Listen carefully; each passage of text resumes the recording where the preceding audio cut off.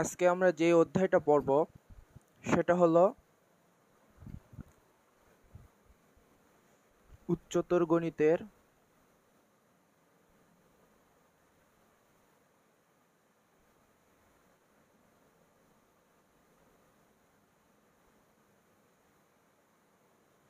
Chapter 12, ঠিক আছে? সেটাকে বলে হলো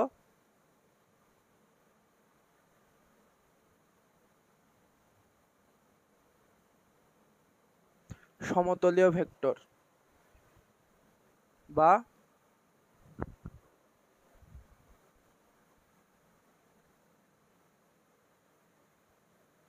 প্ল্যানার ভেক্টর, ঠিক আছে?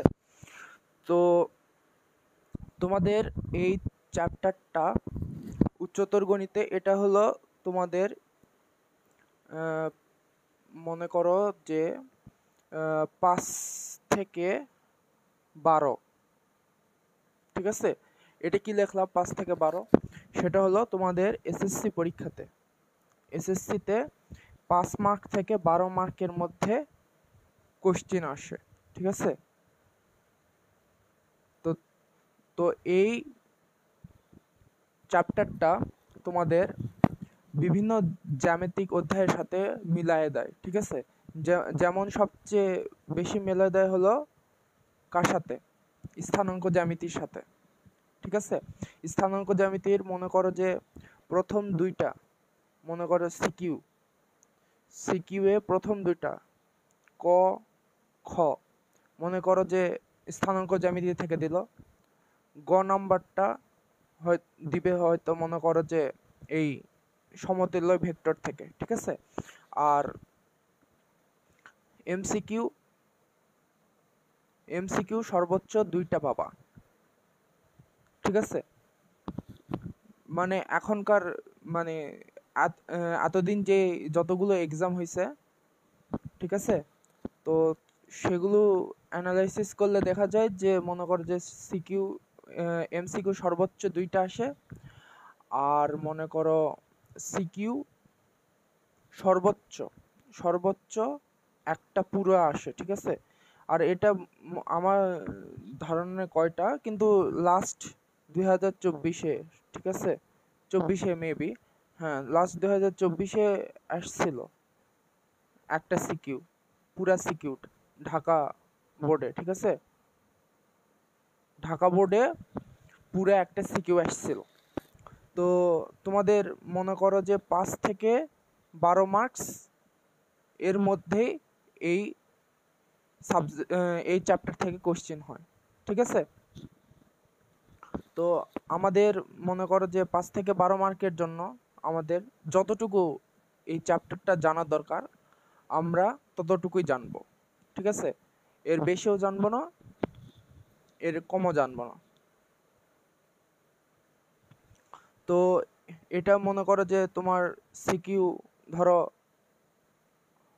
খ প্লাস গ এ হয়ে আসতে পারে, ঠিক আছে? খয়ে 4 মার্ক, গয়ে 4 মার্ক, আর হলো 2টা এমসিকিউ আসতে পারে।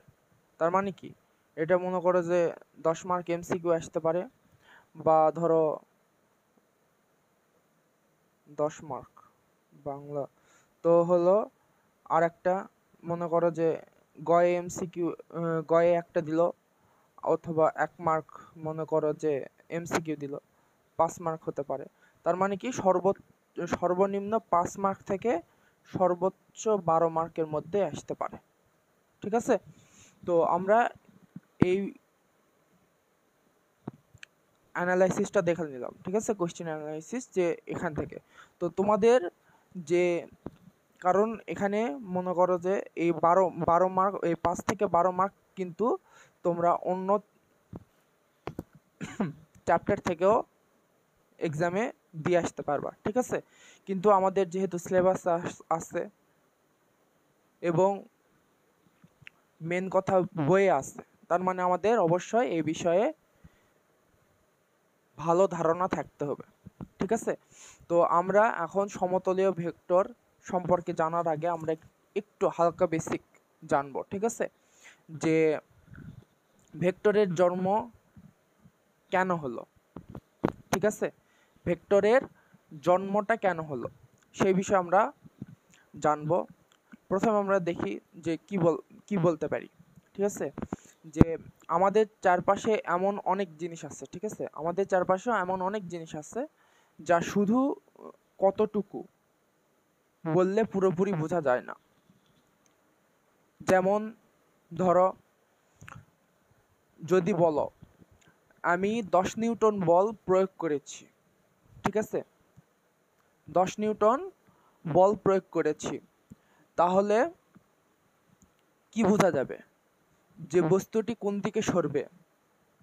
তাহলে কি বুঝতে পারবা তুমি যে আমি যেটা বললাম যে আমি 10 নিউটন বল প্রয়োগ করছি, ঠিক আছে, এখন 10 নিউটন বলটা আমি কোথায় প্রয়োগ করছি বা কোন দিকে প্রয়োগ করছি, তাহলে তুমি কি বুঝতে পারবা যে বস্তুটি কোন দিকে সরবে? উত্তর হলো কি? উত্তর হলো না, তুমি বুঝতে পারবা না। কারণ বলের যেমন একটি পরিমাণ, ঠিক আছে, আছে, ঠিক আছে, বলের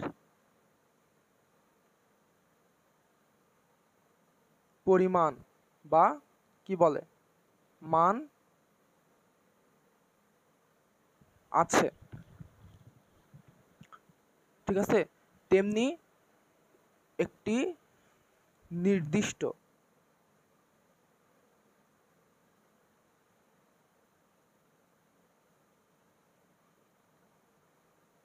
দিকও আছে, ঠিক আছে। এই দিকটা ছাড়া বলের ক্রিয়া অসম্পূর্ণ। তার মানে কি, তুমি যদি বলো যে বলের পরিমাণ যদি তুমি উল্লেখ করো যে 10 নিউটন বল, ঠিক আছে, 10 নিউটন বল উল্লেখ করো, তাহলে কিন্তু বল একটা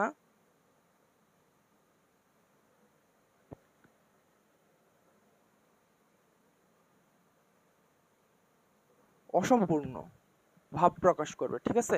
তোমাকে বলের মান প্লাস দিক দুইটাই বলতে হবে, ঠিক আছে। তো বিজ্ঞানের শুরুতে বিজ্ঞানীরা দেখেছিলেন, ঠিক আছে, বিজ্ঞানীরা দেখেছিলেন কিছু রাশির শুধু মান দিয়ে কাজ চলে যায়, ঠিক আছে, কিছু রাশির মান দিয়ে কাজ চলে যায়। যেমন ধরো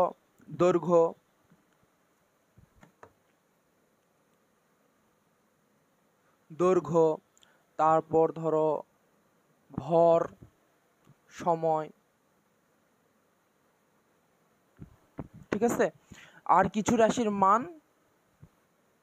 মান প্লাস দিক দুইটাই লাগে। বল,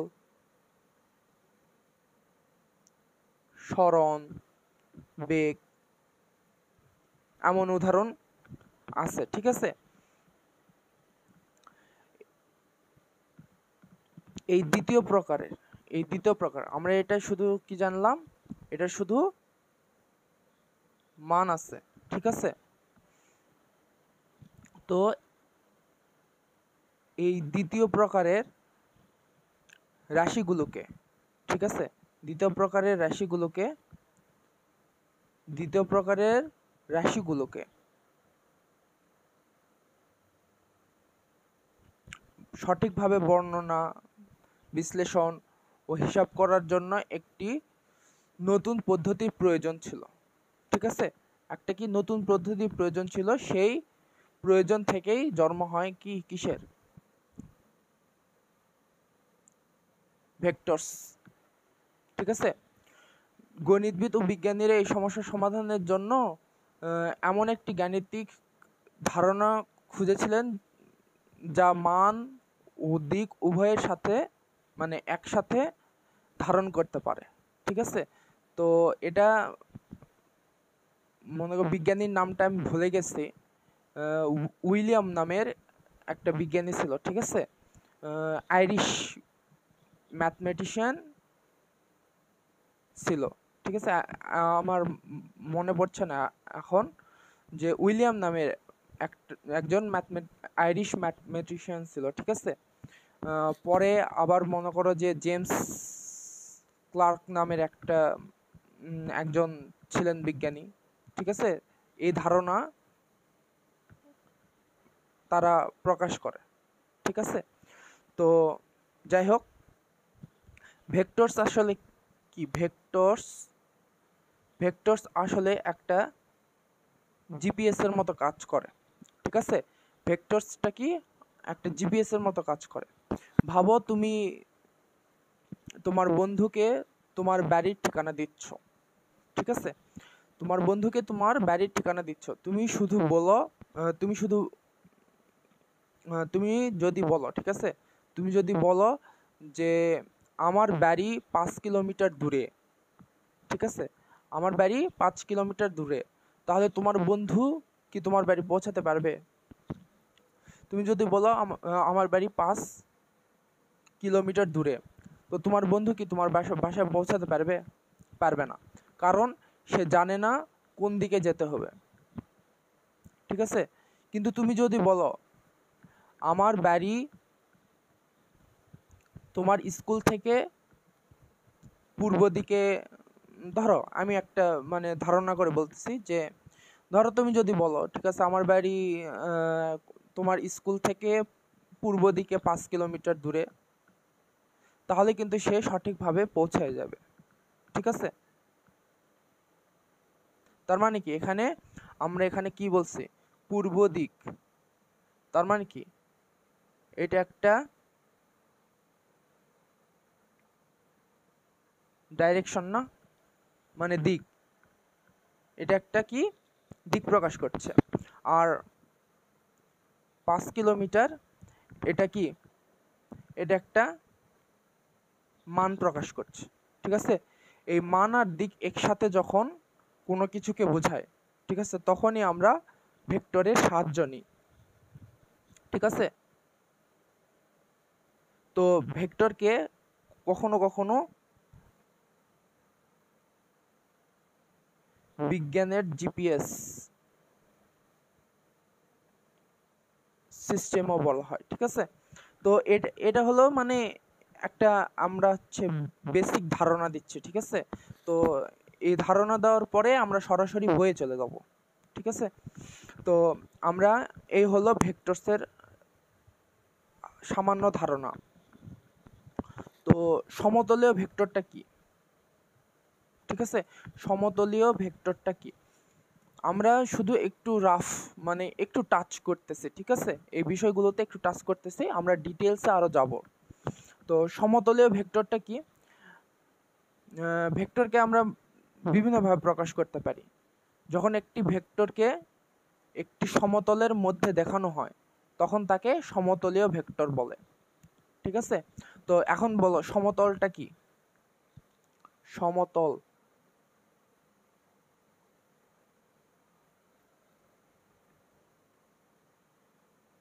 প্লেন, আমি আগেও বলছি, ঠিক আছে। তোমরা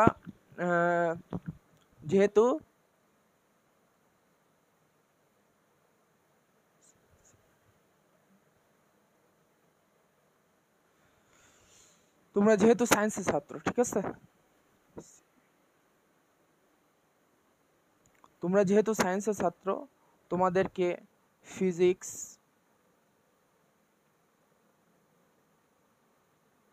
কেমিস্ট্রি অথবা ম্যাথ অথবা বায়োলজি,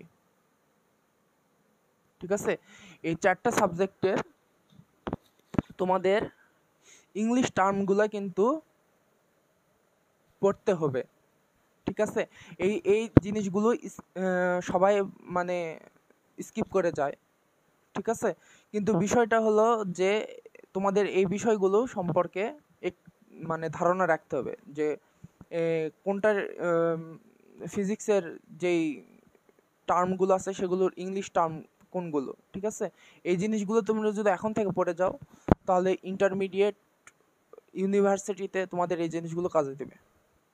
অবশ্যই তোমাদের এই টার্মগুলো ইংলিশে জেনে রাখা ভালো, ঠিক আছে। তো যাই হোক, আমাদের হলো মেন যেই কথায় ফিরে আসি, যে সমতল বা প্লেন এই জিনিসটা কি, ঠিক আছে।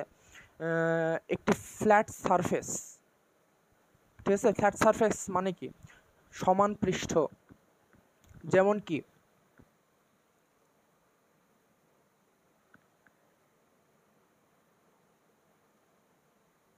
ফ্ল্যাট সারফেস বা পৃষ্ঠ যে কি কি হতে পারে, যেমন মনে করো যে তোমার খাতার পাতা, টেবিলের উপরিভাগ বা একটি দেয়াল। ঠিক আছে, এর শুধু কি আছে, দৈর্ঘ্য আর প্রস্থ আছে। ঠিক আছে, কিন্তু কি নাই, উচ্চতা নাই। ঠিক আছে, তো শুধু দৈর্ঘ্য আর প্রস্থ আছে, কোনো উচ্চতা বা গভীরতা নাই। ঠিক আছে, সহজ কথায় এটা একটা কি, দ্বিমাত্রিক ক্ষেত্র। একটি সমতলীয় ভেক্টর মানে হলো যে ভেক্টরটি শুধু এই সমতলের মধ্যেই থাকে। ঠিক আছে, এই সমতলের মধ্যে থাকে। এই যে এই একটা মনে করো যে একটা খাতার পৃষ্ঠ। ঠিক আছে, তো দ্বিমাত্রিক যেটা বললাম যে সমতলে ভেক্টর হলো যে এই ভেক্টরটি শুধু কি এই সমতলের মধ্যে থাকে এবং এই সমতলের যে কোনো দিকে, মানে যে কোনো দিক নির্দেশ করতে পারে। ঠিক আছে, যেমন ফর এক্সাম্পল দিই, একটি ফুটবলের মাঠের মধ্যে, ঠিক আছে, মনে করো যে এটা একটা ফুটবল মাঠ। ঠিক আছে, এই সারফেসটা হলো একটা ফুটবল মাঠ। ঠিক আছে, তো এই ফুটবল মাঠের মধ্যে তুমি একটি বলকে যেদিকেই কিক করো না কেন, বলটি মাঠের সমতলের উপরে থাকবে। মাঠের সমতলের উপর মানে কি, মাঠের মানে কি, যে ভূমি, সেই ভূমির উপরেই থাকবে। ঠিক আছে, সেই বলের কি গতিপথ বা বল প্রয়োগের দিকগুলো, ঠিক আছে, সেই বলের, তুমি যে বলে শট মারছো সেই বলের গতিপথ বা তুমি কত জোরে বলটাকে কিক করছো। ঠিক আছে, আর যে বল যে দিকগুলো, মানে কোন ডাইরেকশনে গেছে, ঠিক আছে, সেই জিনিসগুলো সমতলীয় ভেক্টর দ্বারা প্রকাশ করা হয়। ঠিক আছে, এই হলো সিম্পল টাচ। ঠিক আছে, তো আমরা এখন যে বিষয়গুলো জানবো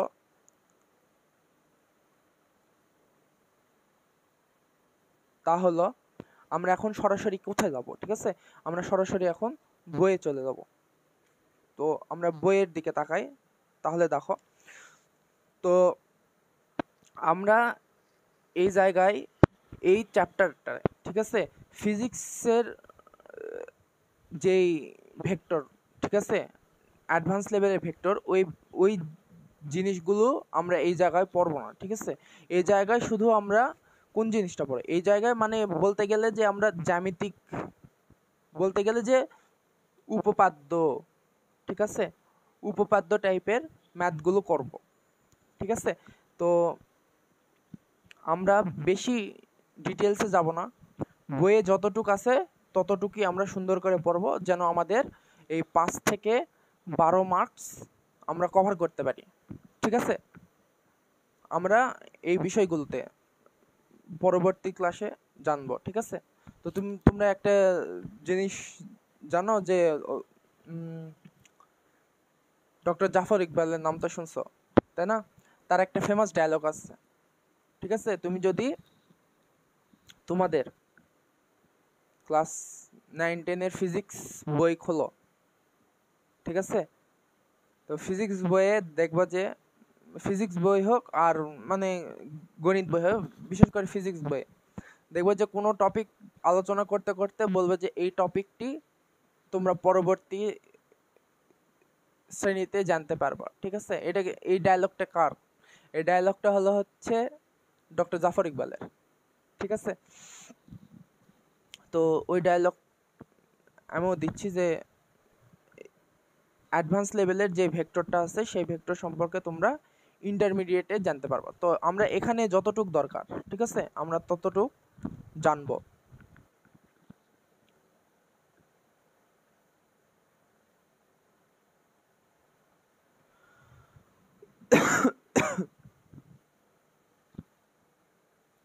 তো এখন যে বিষয়টা, ঠিক আছে, তো আমরা বইয়ের দিকে একটু আসি। বইয়ের হিসাব একটু পরে করে দেখি যে প্রথমে আমরা যে বিষয়টা সম্পর্কে জানবো সেটা হলো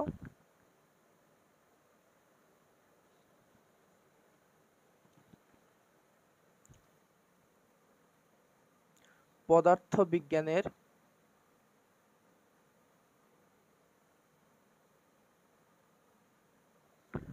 রাশি, ঠিক আছে। তো আমাদের চারপাশে যা কিছু আমরা পরিমাপ করতে পারি, ঠিক আছে, আমাদের চারপাশে যা কিছু পরিমাপ করতে পারি সেগুলি হলো রাশি। যেমন দৈর্ঘ্য, ভর, সময়, তাপমাত্রা, বল, বেগ ইত্যাদি। এই রাশিগুলোকে আমরা সাধারণত দুই ভাগে ভাগ করতে পারি, ঠিক আছে। এই রাশিগুলোকে আমরা সাধারণত দুই ভাগে ভাগ করি। এখানে পদার্থবিজ্ঞানের রাশি বললাম কিসের জন্য? তো এমনি রাশি যদি বলি তাহলে গণিতের মনে করো যে জ্যামিতিক একটা রাশি আছে, ঠিক আছে। তো আমরা পদার্থবিজ্ঞানের রাশিটা উল্লেখ করে দিলাম এই কারণে যে আমি কি বললাম আরেকবার শোনো, যে আমাদের চারপাশে যা কিছু আছে আমরা পরিমাপ করতে পারি, মানে যা কিছু পরিমাপ করতে পারি সেগুলি হলো রাশি। যেমন কি দৈর্ঘ্য, ভর, সময়, তাপমাত্রা, বল, বেগ ইত্যাদি। এই রাশিগুলোকে আমরা দুই ভাগে ভাগ করতে পারি, ঠিক আছে। একটা কি স্কেলার রাশি, আর একটা হলো ভেক্টর রাশি, ঠিক আছে। তো স্কেলার রাশিটা কি?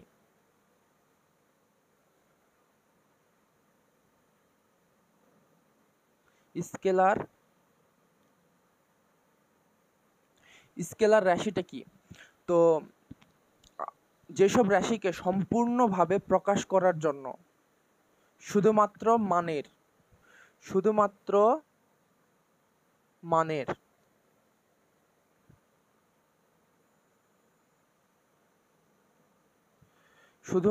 মানের প্রয়োজন হয়, দিকের প্রয়োজন হয় না।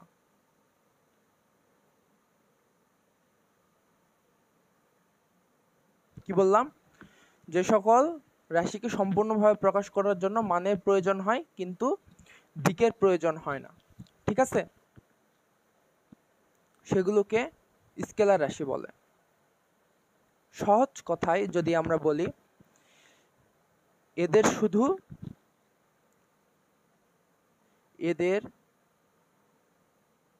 শুধু কি,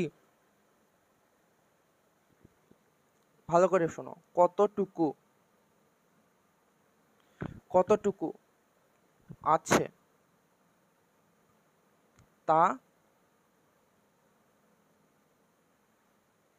জানলেই চলে, ঠিক আছে।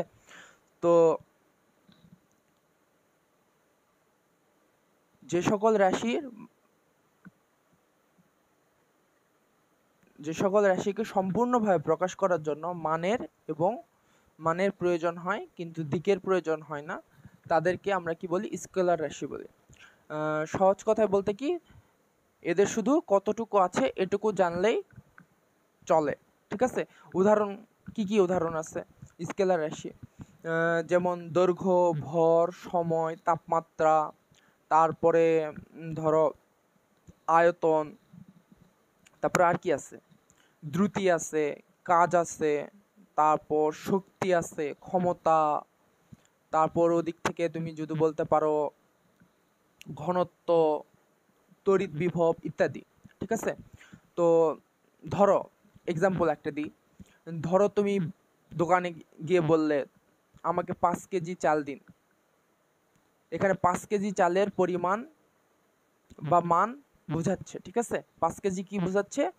চালের পরিমাণ অথবা মান বোঝাচ্ছে। চালের কোনো নির্দিষ্ট দিক থাকে না, ঠিক আছে? তাই তাহলে কি আমরা এটাকে কি আমরা বলতে পারি? এটা একটা ভর না? 5 কেজি একটা কি 5 কেজি কি একটা ভর না?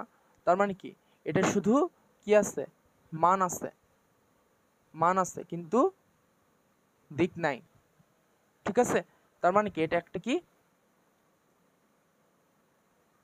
স্কেলার রাশি, ঠিক আছে? তারপর 2 নাম্বারটা যদি বলি সেটা হলো ভেক্টর রাশি। ভেক্টর রাশি, ঠিক আছে? তো ভেক্টর রাশিটা কি? যে রাশিকে সম্পূর্ণভাবে প্রকাশ করার জন্য মান এবং দিক উভয়েরই প্রয়োজন হয়। মানেরও প্রয়োজন হয়, আবার দিকেরও প্রয়োজন হয়, ঠিক আছে? মানেরও প্রয়োজন হয়, আবার দিকেরও প্রয়োজন হয়। তাদেরকে কি বলে? ভেক্টর রাশি বলে। এখানে কি, এখানে শুধু কি কতটুকু আছে সেটা জানলে হয়, আর এখানে কি কতটুকু প্লাস কোন দিকে আছে দুইটাই জানতে হবে, ঠিক আছে? তো উদাহরণ কি কি দেওয়া যায় ভেক্টর রাশির? উদাহরণ কোনগুলো? যেমন মনে করো যে সরণ আছে একটা, তারপর বেগ আছে, ত্বরণ, তারপর আর কি বল আছে, ওজন আছে, তারপর টর্ক আছে, তড়িৎ ক্ষেত্র, চৌম্বক ক্ষেত্র ইত্যাদি, ঠিক আছে? তো এটারও একটা এক্সাম্পল দিই। যে ধরো তুমি বললে আমার স্কুল এখান থেকে 2 কিলোমিটার দূরে, ঠিক আছে? আমার স্কুল কি এখান থেকে 2 কিলোমিটার দূরে, কিন্তু কোন দিকে 2 কিলোমিটার দূরে? পূর্ব দিকে, পশ্চিম দিকে, উত্তর দিকে না দক্ষিণ দিকে? যদি তুমি বলো স্কুল এখান থেকে পূর্ব দিকে 2 কিলোমিটার দূরে, তাহলে তোমার স্কুলের অবস্থানটা বোঝা যাবে, ঠিক আছে? আর এটা কি আমরা যে বিষয়টা নিয়ে কথা বললাম, যে কোন দিকে কোন দিকে এবং কত দূরে অবস্থিত, ঠিক আছে? তার মানে কি এটা একটা কি, এটা একটা সরণ না? তো সরণ কি, সরণ অবশ্যই কি ভেক্টর রাশি, কারণ সরণের মান ও দিক দুইটাই আছে, ঠিক আছে? সরণ একটা ভেক্টর রাশি, এর মান ও দিক দুইটাই আছে। তো আমরা এখন এই হলো সিম্পল যে স্কেলার রাশি এবং ভেক্টর রাশিটা কি। এখন স্কেলার রাশি এবং ভেক্টর রাশি সম্পর্কে আমাদের বইয়ে কি বলছে, ঠিক আছে? এখন থেকে আমরা ডাইরেক্ট বইয়ে চলে যাবো, ঠিক আছে? বই থেকে বইয়ের প্রত্যেকটা লাইন ধরে ধরে আমরা পড়বো এবং এটা বোঝার চেষ্টা করব, ঠিক আছে? আমাদের সময় মনে করো যে এই বিষয়গুলো ছিল না, ঠিক আছে? তো স্যারেরা মনে করো যে নিজের মতো করে পড়াই দিত, ঠিক আছে? পড়াই দিয়ে সূত্র দিয়ে সুন্দর করে ম্যাথ করে দিত, ওই ম্যাথ পরীক্ষায় আসতো, করে দিত সবাই, 95% নাম্বার পেত। বাট কনসেপচুয়াল যে নলেজটা থাকার কথা সেই জিনিসটা কিন্তু কারোর মধ্যে থাকে না, ঠিক আছে? তুমি বেশিরভাগ স্টুডেন্টদের তুমি যদি ম্যাথ দাও, ঠিক আছে, বইয়ের ম্যাথ দাও বা সিকিউ, যে কোনো বোর্ডের সিকিউ দাও, সুন্দর করে করে দিবে, কিন্তু তুমি যখন এই কনসেপচুয়াল নলেজগুলো তার কাছ থেকে জানতে চাইবা যে সমতলীয় ভেক্টরের এই যে এই চ্যাপ্টারটা, আমাকে এই চ্যাপ্টারগুলো একটু বুঝাই দেওয়ার চেষ্টা করো, ঠিক আছে? যে কোনো ছাত্রকে তুমি যদি বলো, ওরা কিন্তু ঠিকভাবে বুঝাই দিতে পারবে না, ঠিক আছে? ওদের যতটুকু শিখাইছে, ঠিক আছে, এক্সামে ভালো করার জন্য এর চাইতে দরকার পড়ে না, ঠিক আছে? কিন্তু বাট তোমার জানার যদি আগ্রহ থাকে তো সেটা ভিন্ন বিষয়, ঠিক আছে? তো যাই হোক, ওদিকে না যাই, বিষয়টা হলো এখন দেখি আমরা বইয়ের দিকে যাই যে কি বলছে। দেখো সমতলীয় ভেক্টর সম্পর্কে এখানে কি বলছে, যে পদার্থ বিজ্ঞানে আমরা দুই প্রকারের রাশি, ঠিক আছে, বা কোয়ান্টিটিস সম্পর্কে জেনেছি। এক প্রকার রাশির বর্ণনায় শুধু পরিমাণ, এটা কি প্লাস এবং মাইনাস চিহ্ন দিয়ে সংযোজন করে পরিমাণ, ঠিক আছে, উল্লেখ করলেই চলে, ঠিক আছে। মানে কি এক প্রকারের রাশির বর্ণনায় শুধু পরিমাণ উল্লেখ করলে চলে। পরিমাণটা কি? পরিমাণটা তোমার মনে করো যে পজিটিভ অথবা নেগেটিভ যে কোনো হতে পারে, ঠিক আছে। আমরা এইগুলো উদাহরণ দিব, আমরা আগে পড়ে নিই, ঠিক আছে, কি বলছে। তো অন্য প্রকারের রাশির বর্ণনায় পরিমাণ, ঠিক আছে, ম্যাগনিটিউড ও দিক, ডাইরেকশন উভয়ই উল্লেখ করতে হয়। প্রথম প্রকারের রাশিকে স্কেলার রাশি ও দ্বিতীয় প্রকারের রাশিকে ভেক্টর রাশি বলা হয়, ঠিক আছে। তো এইটুকু আমরা আগে একটু হালকা বিশ্লেষণ করি, ঠিক আছে।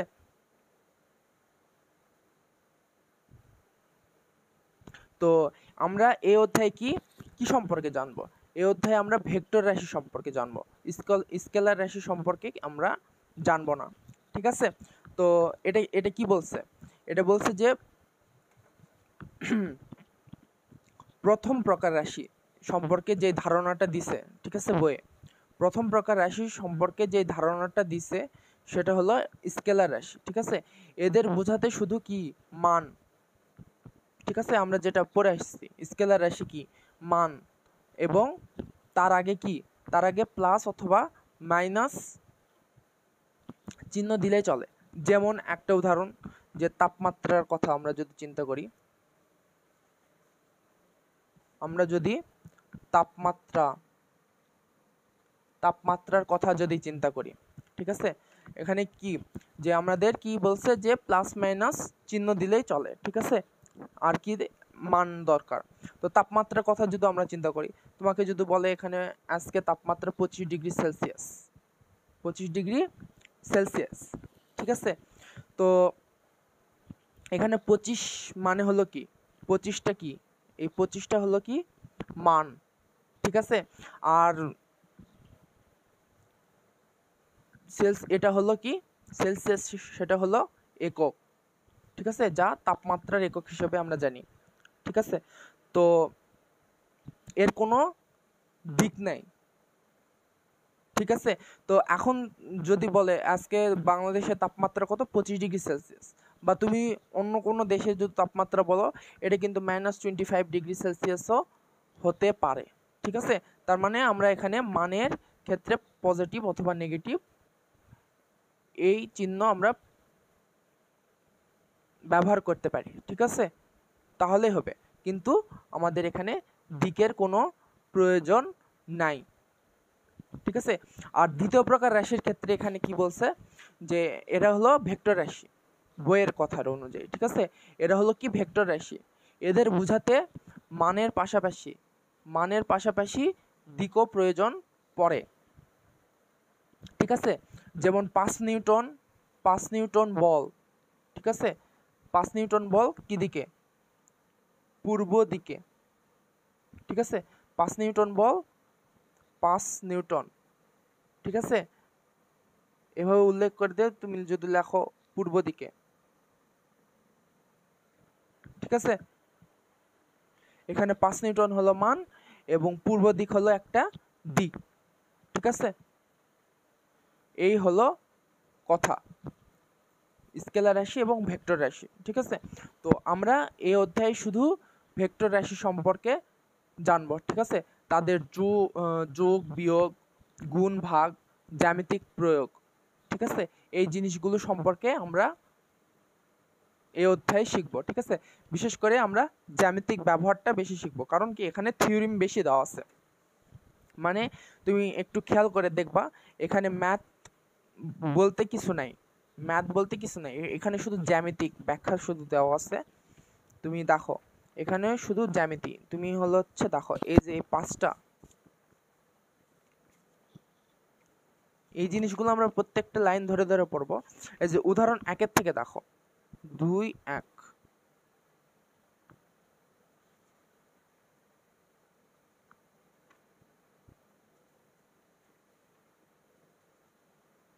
যাই হোক, উদাহরণ 1 আমরা পরে দেখব, যেটাই হোক। এই দেখো আমাদের উদাহরণ 2 থেকে দেখো, উদাহরণ 2 দেখো ক খ দিছে, ঠিক আছে। উদাহরণ 2, তারপর উদাহরণ 3, উদাহরণ 4 আর উদাহরণ 5, ঠিক আছে। এই 5 নাম্বারটা একদম প্রচুর ইম্পর্টেন্ট, ঠিক আছে। এটা আসে এই 5 নাম্বার। এই উদাহরণের মনে করছো 5টা বলতে গেলে কি, এগুলো হলো হচ্ছে থিওরিম টাইপের, উপপাদ্য টাইপের, ভেক্টরের উপপাদ্য, ঠিক আছে, এক কথায় বলতে গেলে। তো এই 5টা ম্যাথ ভালো করে করলে অবশ্যই একটা পাইতে পারো, ঠিক আছে। আর এদিক থেকে দেখো, এদিক থেকে মনে করো যে অনুশীলনীর 2-1টা ম্যাথ আসে, ঠিক আছে। তো আমরা সবগুলোই ম্যাথ করব সুন্দর করে বুঝে বুঝে, কিন্তু যেটা বললাম আর কি, যে এই উদাহরণের 5টা ম্যাথ আর অনুশীলনীর এই কয়টা, যে 1 থেকে 16, ঠিক আছে, এর মধ্যেই এই অধ্যায় আসে, ঠিক আছে। এই 5 থেকে 12 মার্ক এর মধ্যেই তুমি পাবা, ঠিক আছে।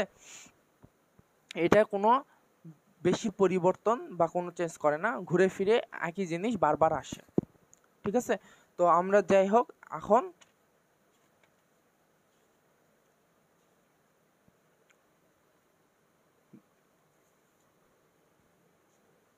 দেখো, এখন হলো স্কেলার রাশি এবং ভেক্টর রাশি আমরা বইয়ে কি বলছে এই বিষয়ে আমরা এখন জানবো, ঠিক আছে। তার আগে এখানে কি কি এই অধ্যায় সম্পর্কে আমরা কি কি জানতে পারবো, ঠিক আছে। তো তুমি যদি এই অধ্যায়টা পড়ো, তখন তুমি কি স্কেলার রাশি ও ভেক্টর রাশি কি তা চিনতে পারবা, ঠিক আছে। স্কেলার ও ভেক্টর রাশিকে কিভাবে প্রতীক দ্বারা প্রকাশ করা হয় সে বিষয়ে জানতে পারবা। বিভিন্ন ধরনের ভেক্টর রাশি, যেমন ধরো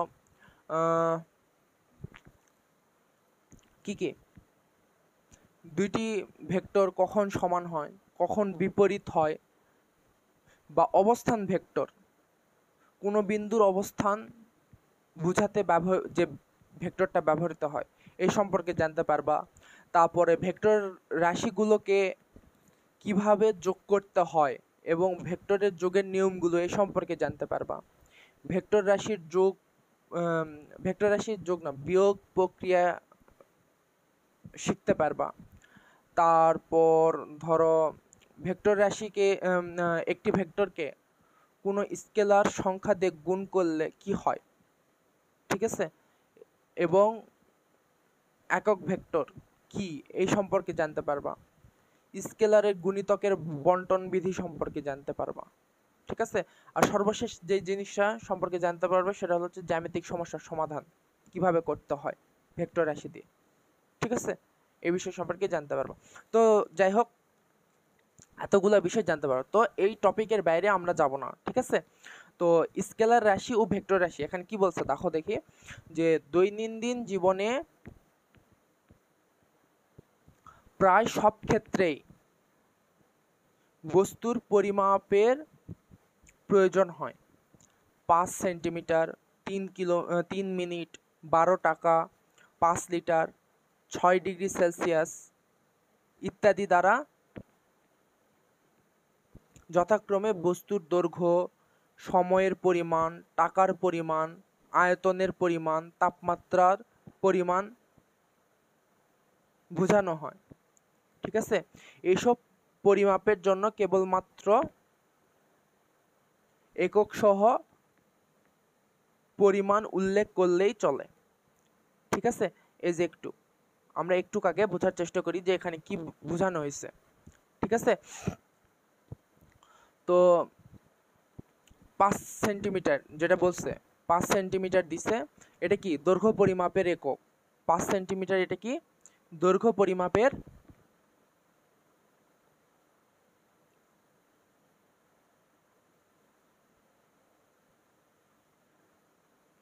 5 সেন্টিমিটার কি এটা একটা দৈর্ঘ্য পরিমাপ, ঠিক আছে। আর সেন্টিমিটার কি এটা হচ্ছে দৈর্ঘ্য পরিমাপের একক, ঠিক আছে। দৈর্ঘ্য পরিমাপের একক এটা একটা কি, এটা হচ্ছে একটা স্কেলার রাশি। তুমি মাপার জন্য কোন দিকে 5 সেন্টিমিটার তা বলো না, কিন্তু শুধু এর পরিমাণটা বলো, ঠিক আছে। তারপর 3 মিনিট, ঠিক আছে, এটা সময়ের পরিমাপ, ঠিক আছে। 3 মিনিট কি, 3 মিনিট হলো, এটা হলো সময়ের পরিমাপ, ঠিক আছে।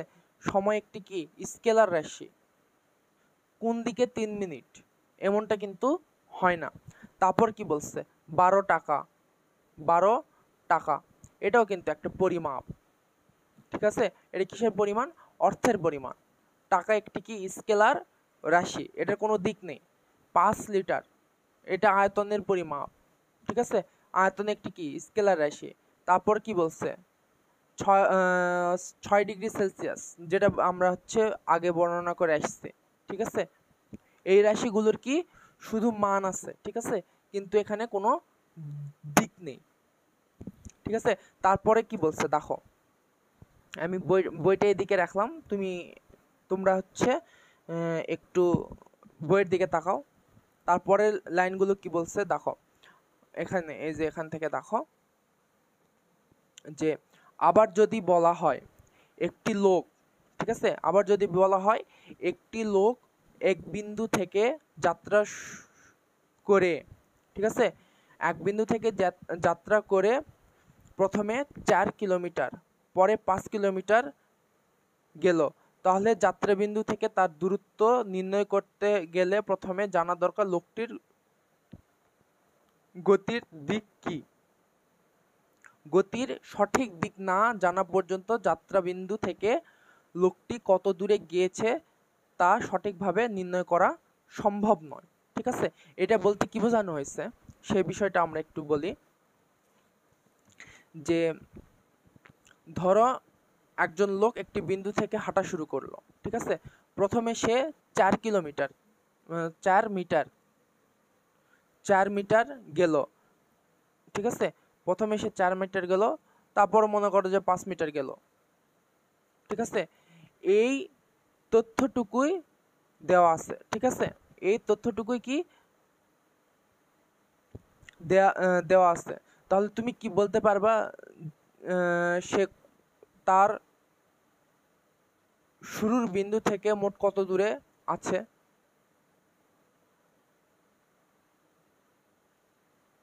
ঠিক আছে, তুমি আরেকবার বলছো।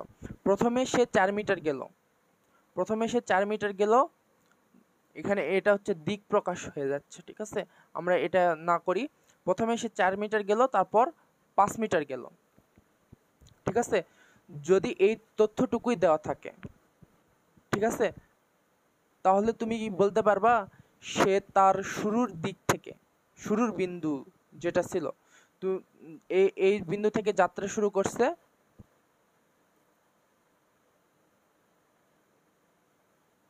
এই বিন্দু থেকে যাত্রা শুরু করে কত দূর গেল সেটা কি তুমি বলতে পারবা?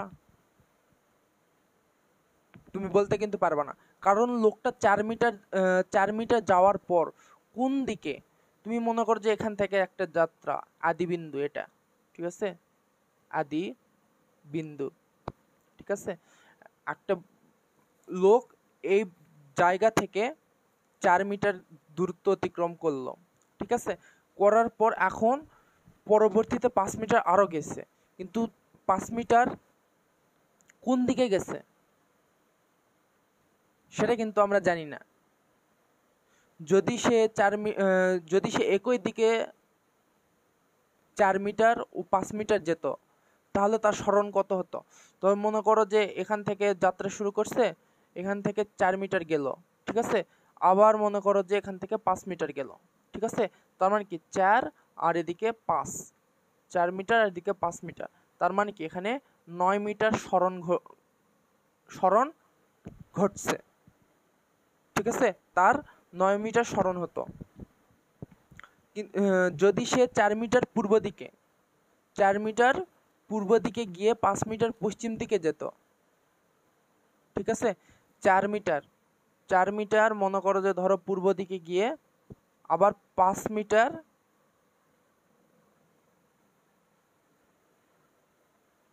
পশ্চিম দিকে যেত, তাহলে তার সরণ কত হতো, ঠিক আছে। এখান থেকে 4 মিটারও গেছে, 4 মিটার পূর্ব দিকে গেছে, 4 মিটার মনে করো যে পূর্ব দিকে গেছে। এখানে আসার পর আবার সে 5 মিটার পশ্চিম দিকে গেছে, উল্টো দিকে গেছে। তার মানে কি এখানে 5 মিটার উল্টো দিকে গেছে, ঠিক আছে। তাহলে তার সরণ কত হবে?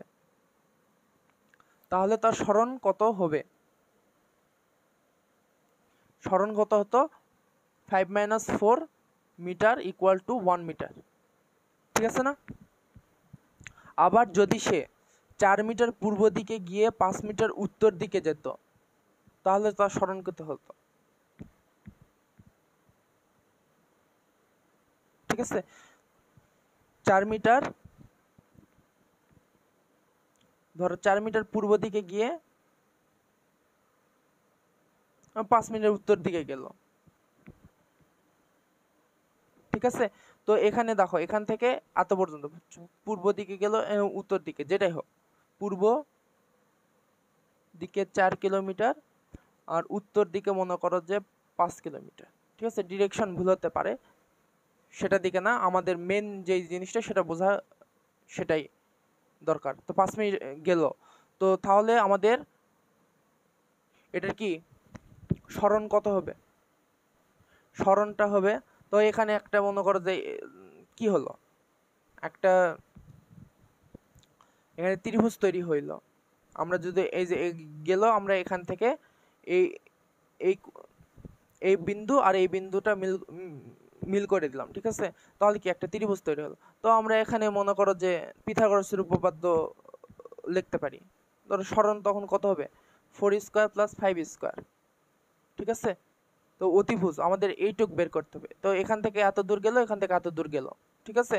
তার মানে কত দূর পথ অতিক্রম করলো? তো এই বিন্দু আর এই বিন্দু, ঠিক আছে, মধ্যে একটা সম্পর্ক। তো সরণ কত হলো? এটা 4 4 16, 5 5 25, 25 যোগ করলে কত হয়? 41 মিটার, ঠিক আছে। এই হলো কথা। তো যাই হোক, তার মানে কি এখান থেকে আমরা কি বুঝলাম? যে সরণ নির্ণয় করতে হলে শুধু মান জানলে হবে না, দিকও জানতে হবে, ঠিক আছে। তো এইটা হলো একটা ভেক্টর রাশির গুরুত্বপূর্ণ বৈশিষ্ট্য। তো এখানে সেই জিনিসটাই এখানে বোঝানোর চেষ্টা করছে, ঠিক আছে। তো পরেরটা কি বলছে দেখো, পরের জিনিসটা কি বলছে, যে রাশি কেবলমাত্র একক সহ পরিমাণ দ্বারা, একক সহ কি পরিমাণ দ্বারা এবং পরিমাণের পূর্বে প্লাস মাইনাস চিহ্ন যুক্ত করে সম্পূর্ণভাবে বোঝানো যায়, তাকে কি বলে? স্কেলার, অদিক বা নির্দিক রাশি, ঠিক আছে। এই তিনটা নামই তোমাদের মনে রাখতে হবে, ঠিক আছে। এগুলো হলো কোথায় পড়ে? এমসিকিউ আসতে পারে। এমসিকিউ এত সহজ দিবে না, কিন্তু তোমাদের হলো হচ্ছে সংক্ষিপ্ত প্রশ্ন আছে, সংক্ষিপ্ত প্রশ্নতে দিতে পারি স্কেলার রাশি ও ভেক্টর রাশির মধ্যে পার্থক্য দেখাও বা এই ধরনের, ঠিক আছে। তো গাইড থেকে, গাইডের যতগুলো সংক্ষিপ্ত প্রশ্ন আছে সেই প্রশ্নগুলো তোমরা নিজের থেকে পড়ে নিবা, ঠিক আছে। তো এখানে কি বলছে, স্কেলার রাশিকে কি কি বলা হয়? অদিক রাশি, নির্দিক রাশিও বলা হয়, ঠিক আছে। যেমন এখানে কি বলছে, দৈর্ঘ্য, তারপর ভর, আয়তন, দ্রুতি, তারপর তাপমাত্রা ইত্যাদি প্রত্যেকেই কি স্কেলার রাশি, ঠিক আছে। এই হলো, এখানে তো বোঝার কিছু নেই, ঠিক আছে। আমরা এই স্কেলার রাশি সম্পর্কে আমরা জিনিসটা তো জেনে আসছি, তাই না? তারপর এখানে পরেরটা কি বলছে, আবার বলছে যে রাশিকে সম্পূর্ণ রূপে প্রকাশ করার জন্য পরিমাণ ও দিক প্রয়োজন হয় তাকে ভেক্টর রাশি বলে। আমরা কিন্তু সবার আগে এই জিনিসগুলো পড়ে আসছি, ঠিক আছে। ভেক্টর রাশি বা সদিক রাশি বলে, ঠিক আছে, যে ভেক্টর কোয়ান্টিটি। তো এটা কি সরণ, বেগ, ত্বরণ, ওজন, বল ইত্যাদি হলো ভেক্টর রাশি,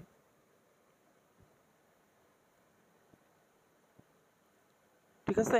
এই হলো কথা। তো স্কেলার রাশি এবং ভেক্টর রাশি সম্পর্কে কোনো দ্বিধা থাকার কথা না, ঠিক আছে তোমাদের। তো এরপরে আমরা যেই বিষয় সম্পর্কে জানবো সেটা হলো ভেক্টর রাশির জ্যামিতিক রূপ, দিক নির্দেশক, রেখাংশ। ঠিক আছে, এই বিষয়ে আমরা এখন পড়ব। ঠিক আছে,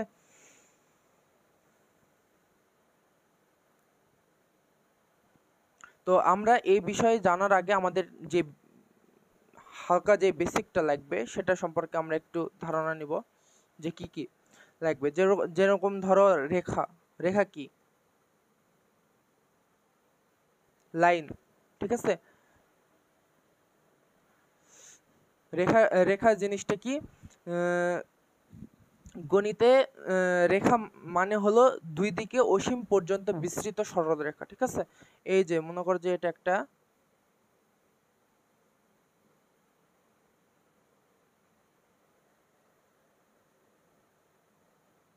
রেখা। ঠিক আছে, যার কি নির্দিষ্ট শুরু অথবা শেষ নেই। এটা কি অনন্ত বিস্তৃত সরল পথ। ঠিক আছে, এটাকে বলা হয় রেখা। তারপর আরেকটা যে বিষয়টা সেটা হলো রেখাংশ বা কি, এটাকে কি বলে?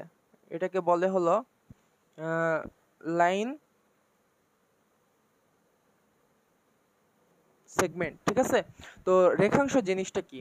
রেখাংশ জিনিসটা হলো একটি রেখার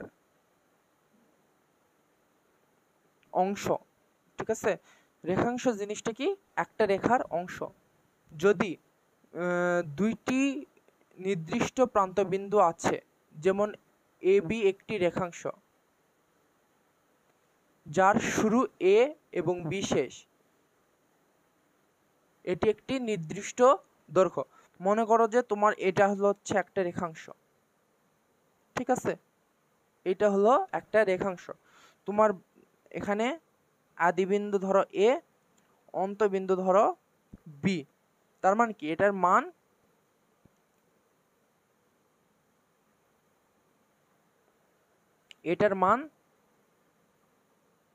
নির্দিষ্ট।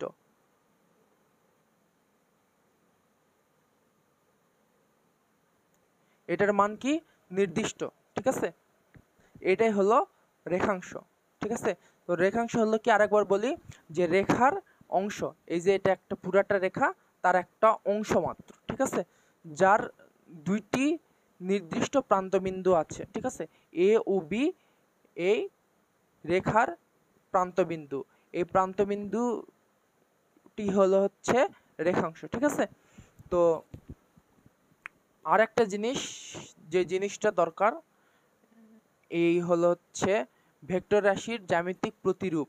ঠিক আছে, দিক নির্দেশক রেখা, রেখাংশ। ঠিক আছে, দিক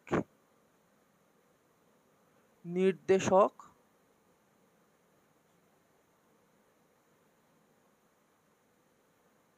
রেখাংশ। তো দিক নির্দেশক রেখাংশটা কি?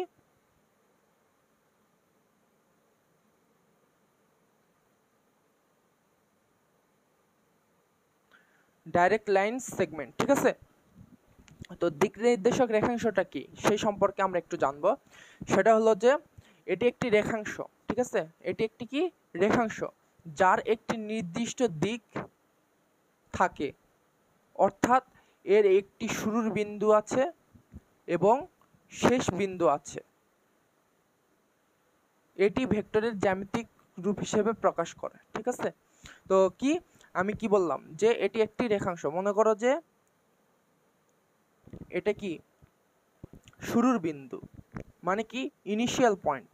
ঠিক আছে, আর এটা মনে করো যে একটা শেষ বিন্দু বা টার্মিনাল পয়েন্ট। ঠিক আছে, তো এই দুটার মিল, এই দুটা, ঠিক আছে, এই রেখাংশের এই দুটা জিনিস আছে। ঠিক আছে, যে কি? একটা শুরুর বিন্দু আছে আর একটা শেষ বিন্দু, initial point and terminal point আছে। ঠিক আছে, তো এই দুটা জিনিসই, ঠিক আছে, মানে এটি ভেক্টরকে জ্যামিতিকভাবে প্রকাশ করতে শেখায়। ঠিক আছে, ইনিশিয়াল পয়েন্ট অ্যান্ড কি? Terminal point. ঠিক আছে, এই দিক নির্দেশক রেখা। তো দিক নির্দেশক রেখা সম্পর্কে আমরা বিস্তারিত জানবো। ঠিক আছে, তো আমরা যে জিনিসটা বললাম যে এটি একটি রেখাংশ যার একটি নির্দিষ্ট দিক থাকে, ঠিক আছে, অর্থাৎ এর শুরুর বিন্দু আছে, এর একটি শেষ বিন্দু আছে। তো আমরা বইয়ে কি বলা আছে সেই বিষয়ে আমরা দেখি দিক নির্দেশক রেখাংশ সম্পর্কে কি বলা আছে, ঠিক আছে। তো আমরা এই এই দিক নির্দেশক রেখাংশ সম্পর্কে আরো ডিটেলস জানতে পারবো। সেটা কি, যে কোনো রেখাংশের এক প্রান্তকে আদিবিন্দু, ঠিক আছে, ইনিশিয়াল পয়েন্ট, এবং অপর প্রান্তকে অন্তবিন্দু বা টার্মিনাল পয়েন্ট হিসেবে চিহ্নিত করলে ওই রেখাংশকে একটি দিক নির্দেশক রেখাংশ বা সদিক রেখাংশ, ঠিক আছে। এই একটা রেখাংশ, এই রেখাংশের আমি একটা টার্মিনাল পয়েন্ট আর একটা হলো হচ্ছে কি ইনিশিয়াল পয়েন্ট আমরা কি চিহ্নিত করছি, ঠিক আছে। এই চিহ্নিত করছি, ঠিক আছে। চিহ্নিত করার পরে আমরা একটা রেখাংশ পাইছি, ওই রেখাংশকে আমরা কি বলবো, দিক নির্দেশক রেখাংশ বা সদিক রেখাংশ, ঠিক আছে, ডাইরেক্ট লাইন সেগমেন্ট, ঠিক আছে, এটা বলতে পারি। তারপর কি বলছে, যে কোনো দিক নির্দেশক রেখাংশের আদি বিন্দু এ এবং অন্তবিন্দু বি হলে ওই দিক নির্দেশক রেখাংশকে এবি দ্বারা সূচিত করা হয়, ঠিক আছে, এবি দ্বারা সূচিত করা হয়। প্রত্যেক দিক নির্দেশক রেখাংশ একটি ভেক্টর রাশি, প্রত্যেক দিক নির্দেশক রেখাংশ একটি ভেক্টর রাশি যার পরিমাণ ওই রেখাংশের দৈর্ঘ্য এবি, ঠিক আছে, বা সংক্ষেপে এবি দ্বারা সূচিত করা হয়। এই চিহ্ন বা সংক্ষেপে এবি দ্বারা চিহ্নিত করা হয় বা সূচিত, এবং যার দিক এ বিন্দু থেকে এবি রেখা বরাবর বি বিন্দুতে নির্দেশকারী দিক, ঠিক আছে। এখন এই বিষয়টা এতটুক থেকে এতটুক, ঠিক আছে, এই বিষয়টা কি বলছে, ঠিক আছে, আমরা পরে কি বুঝলাম, ঠিক আছে, তেমন কিছু কিন্তু আমরা ঠিকঠাকভাবে মাথায় ঢুকাতে পারি নাই, ঠিক আছে, এইটুক বিষয়টা, ঠিক আছে। তো এইটুক বিষয় সম্পর্কে আমরা একটু ডিটেলস সম্পর্কে জানবো, ঠিক আছে। তো আমরা এখন এখানে দেখি যে প্রথমে এইটুক লাইন, এই কয় লাইন বোঝার জন্য আমাদের কি জানা দরকার, সেটা হলো যে আদিবিন্দু এবং অন্তবিন্দুটা কি, ঠিক আছে। আদিবিন্দু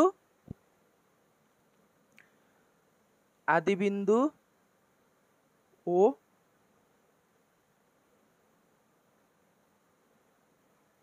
অন্তবিন্দুটা কি, যখন একটি রেখাংশের নির্দিষ্ট শুরু, ঠিক আছে, এবং একটি শেষ, ঠিক আছে, শেষ বিন্দু থাকে, তখন সেটাকে আমরা কি বলি, দিক নির্দেশক রেখা বলি। তো শুরু এবং শেষ, শুরু মানে কি আদি এবং শেষ মানে কি অন্ত, ঠিক আছে।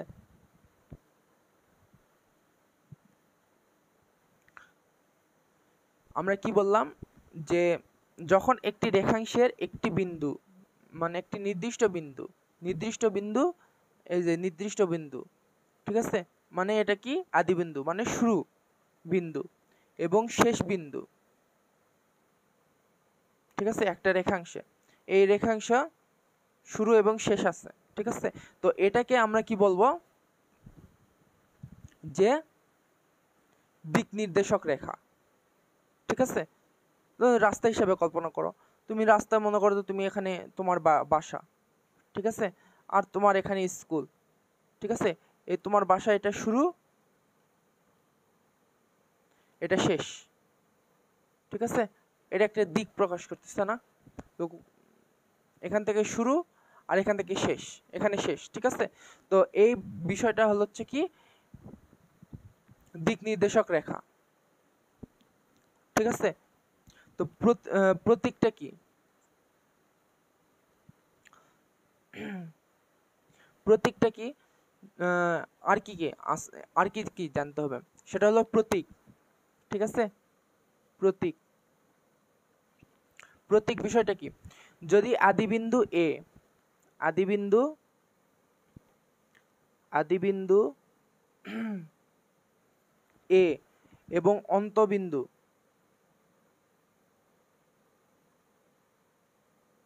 বি হয়, তাহলে ওই দিক নির্দেশক রেখাংশকে আমরা কি এ বি, উপরে এই অ্যারো চিহ্ন, ঠিক আছে, দ্বারা বুঝাই। ঠিক আছে, মানে কি এই এ বি এটা কি এ থেকে বি এর দিকে গেছে, ঠিক আছে, এটাই বোঝানো হয়েছে। ঠিক আছে, এটাকে কি অ্যারো চিহ্ন বা তীর চিহ্ন দ্বারা প্রকাশ করা হয় এই প্রতীক। তো আমরা এই জিনিসগুলো আরো বিস্তারিত জানবো আস্তে আস্তে। ঠিক আছে, তো এরপর কি আমরা ভেক্টর রাশি জানি, তারপর পরিমাণ।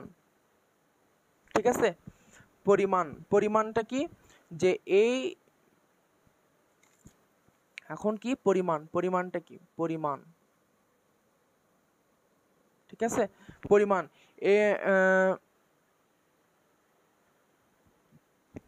ভেক্টর রাশির মানে যেটা আমরা পড়ছি। ঠিক আছে, ভেক্টর রাশি কোনটা, এটা কি যে দিক নির্দেশক রেখাংশ, এটা কিন্তু একটা কি ভেক্টর রাশি। ঠিক আছে, তো এই ভেক্টর রাশির পরিমাণ হলো রেখাংশটির দৈর্ঘ্য। ঠিক আছে, ভেক্টর রাশির পরিমাণটা হলো কি রেখাংশটির দৈর্ঘ্য, এই শুরু থেকে শেষ।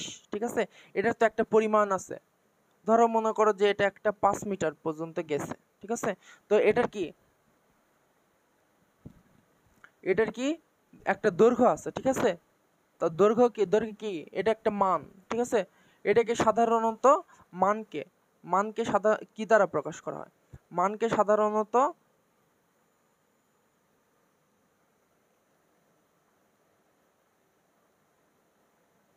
এই চিহ্ন দ্বারা প্রকাশ করা হয়। ঠিক আছে, এটা মনে করো যে ধরো মডুলাস হিসেবে আমরা ইউজ করি, তাই না? তো এই ধরনের দুই দিকে ড্যাশ চিহ্ন, ঠিক আছে, দ্বারা প্রকাশ করা হয় এই জিনিসটাকে। ঠিক আছে, তো ভেক্টর রাশি মনে করো যে এ থেকে বি এর দিকে গেল, তার মানে কি উপরে তীর চিহ্ন দ্বারা প্রকাশ করা হয়। আর এই মানটাকে কি উভয় দিকে তুমি যদি ড্যাশ চিহ্ন দাও, তাহলে এটা মান হিসেবে প্রকাশ করা হয়। বা তুমি এটাকে কি শুধু এবি দ্বারাও প্রকাশ করতে পারো। এই মানটা, ভেক্টর রাশির মানটাকে তুমি এই চিহ্ন বা এই চিহ্ন দ্বারা প্রকাশ করো, শুধু এবি দ্বারাও প্রকাশ করতে পারো। ঠিক আছে, যেমন ধরো, যেমন এই যে এটাই আমরা বলছি এ থেকে, এটা এ এটা বি, এ থেকে বি এর দূরত্ব মনে করো যে 5 সেন্টিমিটার। ঠিক আছে, 5 সেন্টিমিটার, তাহলে এটার মান কত, মান যদি আমরা প্রকাশ করি তাহলে এ বি এইভাবে এ থেকে বি এর দিকে গেছে এই ভেক্টরটা, তার মানে কি এখান থেকে এই মানটা লিখে এটাকে 5 সেন্টিমিটার আমরা এইভাবে লিখতে পারবো। ঠিক আছে, বা আমরা A B equal to 5 centimetre এটাও বলতে পারবো। ঠিক আছে, তারপরে আর কি এই এই এইটুকু অংশ থেকে আমরা আর কি কি পাবো, যেরকম দিকটা এখানে বলছে, দিকের কথা বলছে। তো দিকটা কি ভেক্টরটির দিক হলো কি আদিবিন্দু থেকে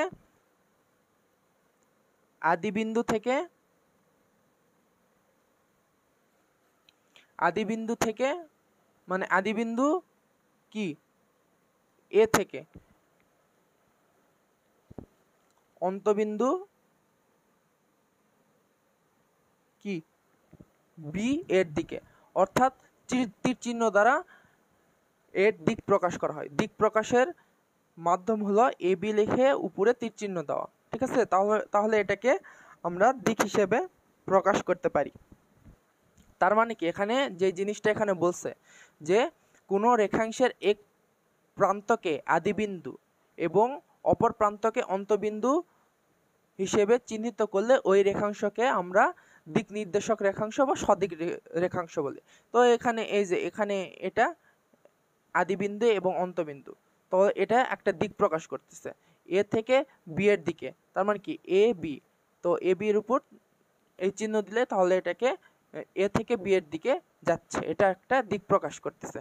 আর পরিমাণ কি মান কি এ থেকে বি এর মান মনে করো যে 5 সেন্টিমিটার, সেটাকে আমরা কিভাবে প্রকাশ করছি এই মান এই চিহ্ন দ্বারা বা শুধু এ বি দ্বারা প্রকাশ করছে।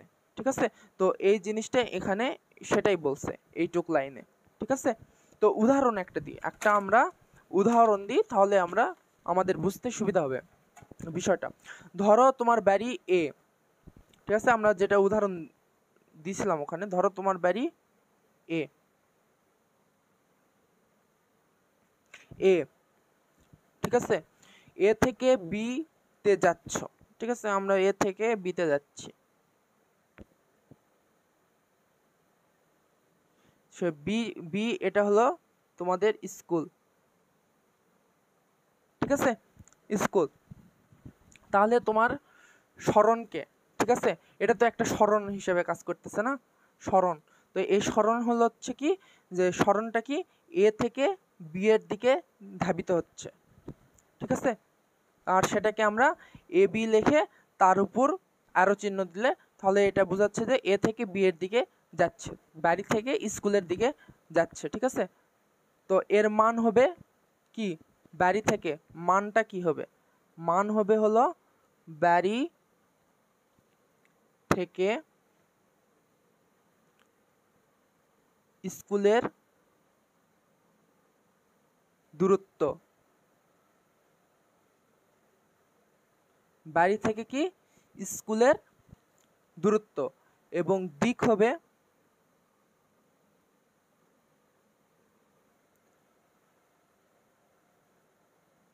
বাড়ির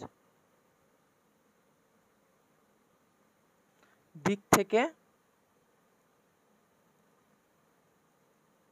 স্কুলের দিক, ঠিক আছে, যাকে আমরা কি এ বি উপরে আরো চিহ্ন দ্বারা প্রকাশ করছি, আর দূরত্বকে আমরা কি এ বি আরো চিহ্ন বা শুধু এ বি দ্বারা প্রকাশ করতে পারি। যা দূরত্ব মনে করো যে 5 কিলোমিটার ধরলাম, তো ইকুয়াল টু 5 কিলোমিটার, এইভাবে আমরা বলতে পারি, ঠিক আছে। আমরা তো এইটুকু বুঝতে পারলাম নাকি। এখন আমরা কি, আমরা এখন এইটুক সম্পর্কে আমরা জানার চেষ্টা করব, ঠিক আছে। তো এখানে কি বলছে দেখো একটু, বিপরীত ক্রমে, ঠিক আছে, এটা তো ঠিক আছে। এখন বিপরীত ক্রমে কি, বিপরীত ক্রমে যে কোনো ভেক্টর রাশিকে একটি দিক নির্দেশক রেখাংশ দ্বারা প্রকাশ করা যায়। কি, যে কোনো ভেক্টর রাশিকে একটি দিক নির্দেশক রেখাংশ দ্বারা প্রকাশ করা যায়, যেখানে রেখাংশটির দৈর্ঘ্য রাশিটির পরিমাণ, যেখানে রেখাংশটির দৈর্ঘ্য রাশিটির পরিমাণ রেখাংশটির আদিবিন্দু থেকে অন্তবিন্দু নির্দেশকারী প্রদত্ত ভেক্টর রাশির দিক, যেটা আমরা এই উদাহরণের মাধ্যমে কিন্তু অলরেডি জেনে ফেলছি, ঠিক আছে।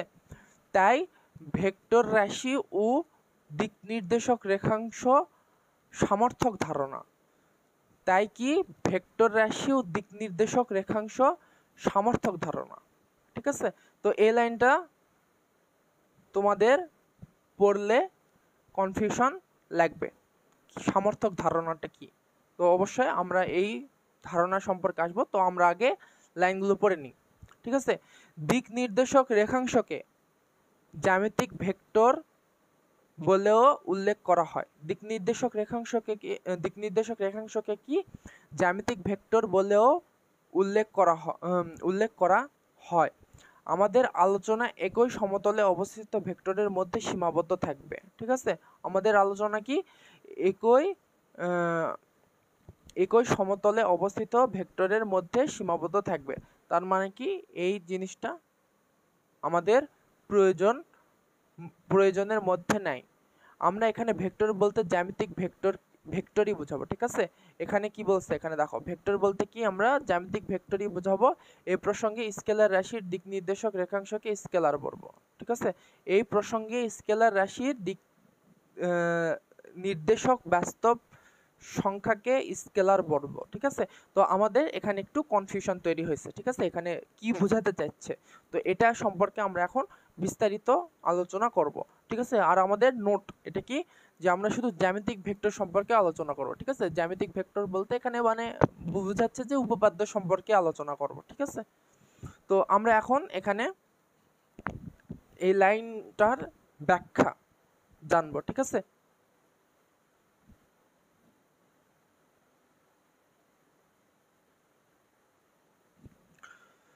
ভেক্টর রাশিকে প্রথমে এখান থেকে আমরা যে জিনিসটা জানবো সেটা হলো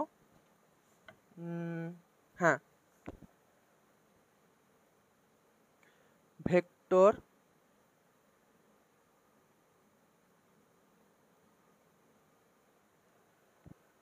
রাশিকে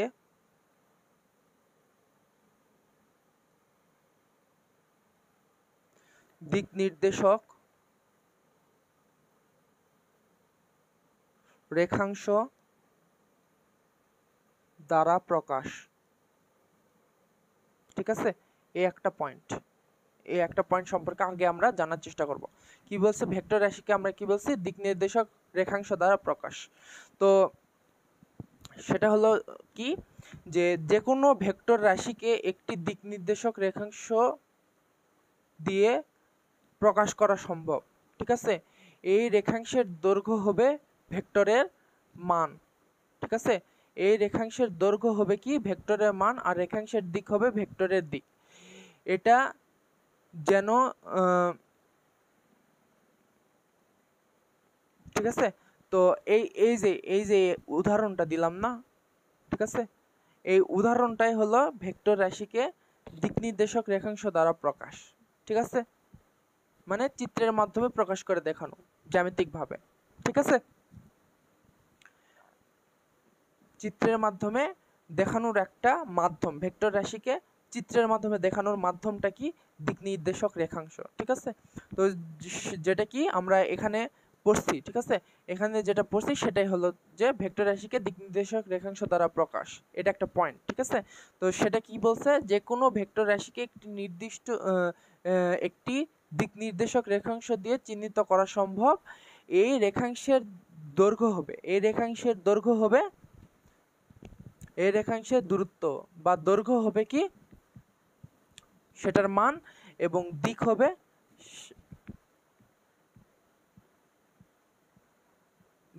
কি ভেক্টরের দিক। এই রেখাংশের দিক হবে কি, ভেক্টরের দিক। ঠিক আছে, এই হলো একটা কথা। ঠিক আছে, আমরা কোথায় এখান থেকে এত পর্যন্ত আমরা যতটুকু পড়লাম, ঠিক আছে, সেটাই। তো এর পরের লাইনটা কি, এখানে কনফিউশন। ঠিক আছে, তোমাদের এখানে কনফিউশন, সেটা হলো যে তাই ভেক্টর রাশি ও দিক নির্দেশক রেখাংশ সামর্থক ধারণা।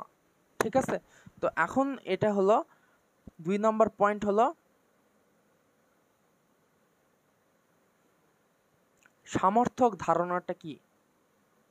ঠিক আছে, সামর্থক ধারণাটা কি, তো ভেক্টর রাশি আর দিক নির্দেশক রেখাংশ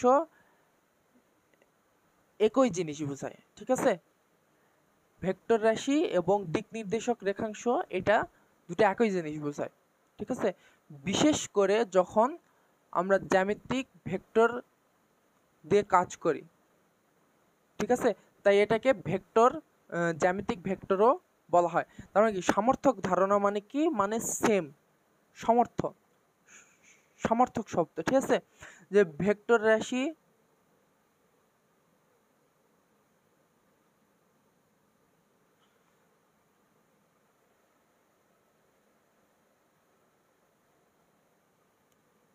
দিক নির্দেশক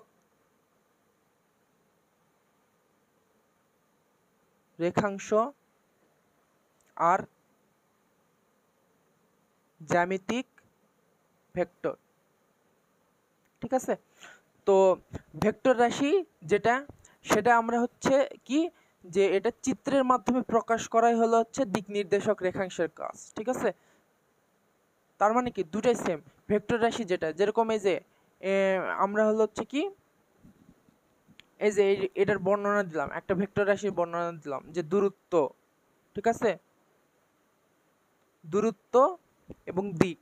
ঠিক আছে, মানে কি, এটা কি, সরণের আমরা যে বর্ণনাটা দিলাম। ঠিক আছে, এটা একটা ভেক্টর রাশি। ঠিক আছে, এই ভেক্টর রাশিটাকে আমরা যদি চিত্রের মাধ্যমে প্রকাশ করতে চাই, তখন আমাদের কি প্রয়োজন হবে, সেটা হলো দিক নির্দেশক রেখাংশের প্রয়োজন হবে। ঠিক আছে, তো এই দিক নির্দেশক রেখাংশের প্রয়োজনের কারণেই যখন প্রয়োজন হবে, তার মানে কি ভেক্টর রাশিও যেটা দিক নির্দেশক রেখাংশ সেটা, তার মানে কি ভেক্টর রাশি তুমি যেটা এই সরণ, ঠিক আছে, ভেক্টর রাশি, তো সরণকে তুমি প্রকাশ করতেছো চিত্রের মাধ্যমে, তার মানে কি ওটা দিক নির্দেশক রেখাংশের মাধ্যমে তুমি প্রকাশ করতেছো, ঠিক আছে। তার মানে কি এই দুটো কম্বাইন করে আমরা কি বলতে পারি, এটাকে একটা জ্যামিতিক ভেক্টর হিসেবেও বলতে পারি। তো সেই জিনিসটাই এখানে আমাদের বলা হয়েছে যে এটা মানে কি, এটা কি যে তাই ভেক্টর রাশি ও দিক নির্দেশক রেখাংশ সামর্থক ধারণা, তার মানে কি এই দুটা একই, ঠিক আছে, এটাই এখানে বোঝানো হয়েছে, ঠিক আছে। তো এখানে আমাদের এর পরের এই যে একটু, এটা হচ্ছে কি আলোচনার সীমাবদ্ধতা, ঠিক আছে। আমাদেরকে এই ভেক্টর সম্পর্কে জানার জন্য আমাদের শুধু কি জ্যামিতিক ভেক্টর সম্পর্কেই জানতে বলছে, ঠিক আছে, তার বাইরে আমাদের যেতে বলেনি, ঠিক আছে। এখানে কি বলছে বইতে, কি বলা আছে যে একই সমতলে অবস্থিত ভেক্টর, মানে কি সমতলে অবস্থিত ভেক্টর, সমতলীয় ভেক্টর যেটা প্ল্যানার ভেক্টরস, এই নিয়ে আমাদের কাজ করতে হবে, ঠিক আছে।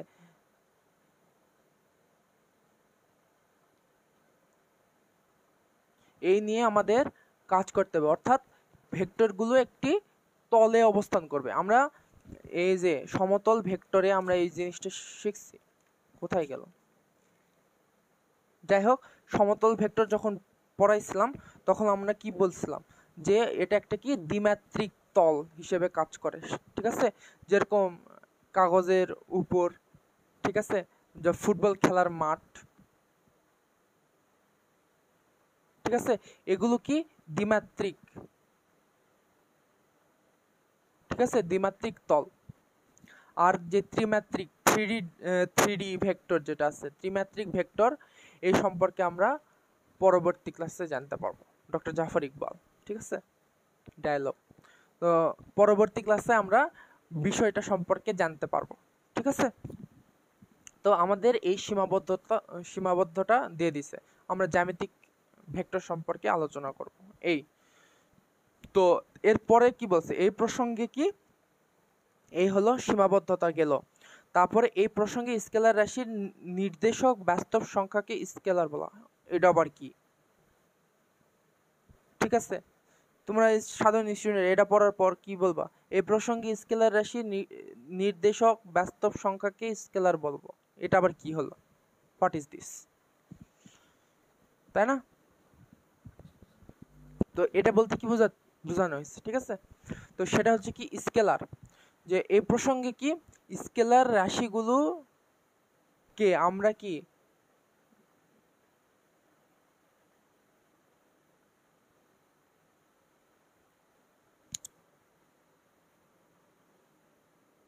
স্কেলার রাশির নির্দেশক বাস্তব সংখ্যাকে স্কেলার বলবো, ঠিক আছে। বাস্তব সংখ্যাকে কি বলবো, স্কেলার বলবো। তার মানে কি স্কেলার, এই মানে এই লাইনটা সম্পর্কে কি বোঝানো হয়েছে, সেটা হলো যে এই প্রসঙ্গে স্কেলার রাশিগুলোকে আমরা কি, এই স্কেলার রাশিগুলোকে আমরা স্কেলার রাশি,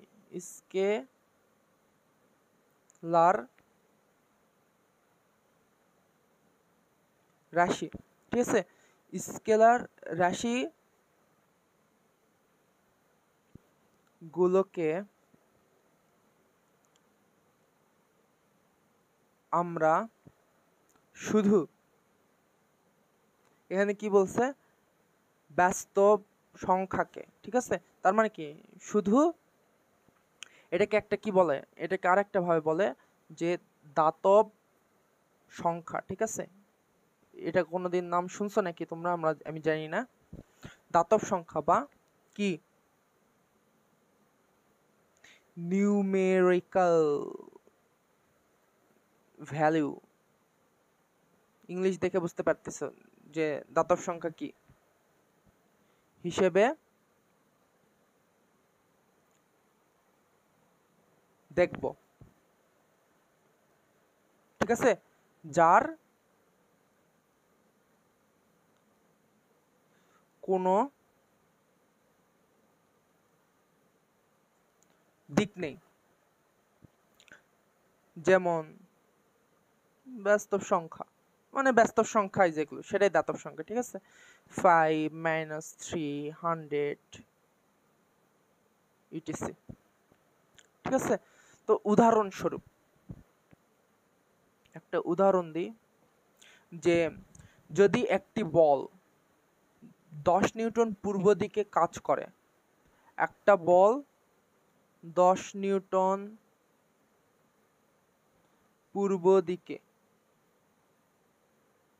ঠিক আছে, 10 নিউটন পূর্ব দিকে কাজ করে, আমরা এটিকে একটি রেখাংশ দ্বারা দেখাতে পারি যার দৈর্ঘ্য 10 নিউটন এবং দিক পূর্ব দিক, ঠিক আছে। এটা হচ্ছে কি, এটা একটি স্কেলার, একটা কি ভেক্টর হিসেবে কাজ করতেছে, ভেক্টর রাশি, কারণ কি মানও আছে দিকও আছে, কিন্তু এখানে কি আমাদের স্কেলার রাশিগুলোকে শুধু যে মান 5 কেজি, ঠিক আছে, এটা কি শুধু মান আছে দিক নেই, -3 ডিগ্রি সেলসিয়াস, ঠিক আছে।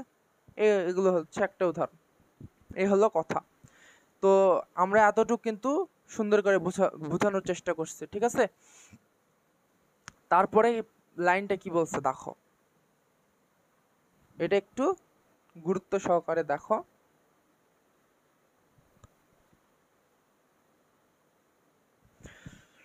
কোন ভেক্টর,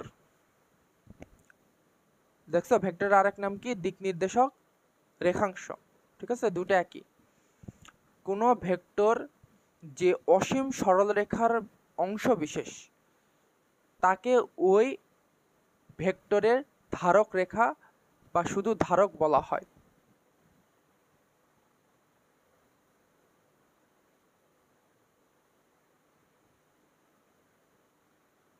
ঠিক আছে, কি কি বললাম এখানে, কি বলা আছে, কোন ভেক্টর যে অসীম সরলরেখার অংশ বিশেষ, তাকে ওই ভেক্টরের ধারক রেখা বা শুধু ধারক বলা হয়।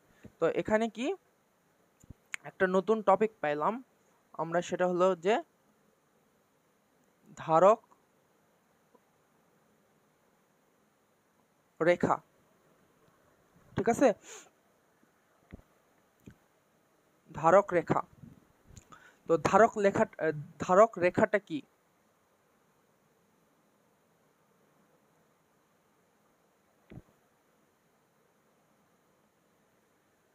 ঠিক আছে, ধারক রেখাটা কি সেটা সম্পর্কে আমরা জানবো। এখানে বইয়ে যেটা বলা আছে যে কোনো ভেক্টর যে অসীম সরলরেখার, ঠিক আছে, যে অসীম সরলরেখার অংশ বিশেষ, তাকে ওই ভেক্টরের ধারক রেখা বা ধারক বলবো। এটা বলতে কি বোঝাচ্ছে, ঠিক আছে। তো একটি দিক নির্দেশক রেখা, ঠিক আছে, দিক নির্দেশক রেখা কি, ভেক্টর একটি অসীম সরলরেখার অংশ, যে অসীম সরলরেখাটির উপর ভেক্টরটি অবস্থিত, তাকে সেই ভেক্টরের ধারক রেখা বলে। এটি একটি রাস্তার মতো, ঠিক আছে। তুমি এখন চিন্তা করো,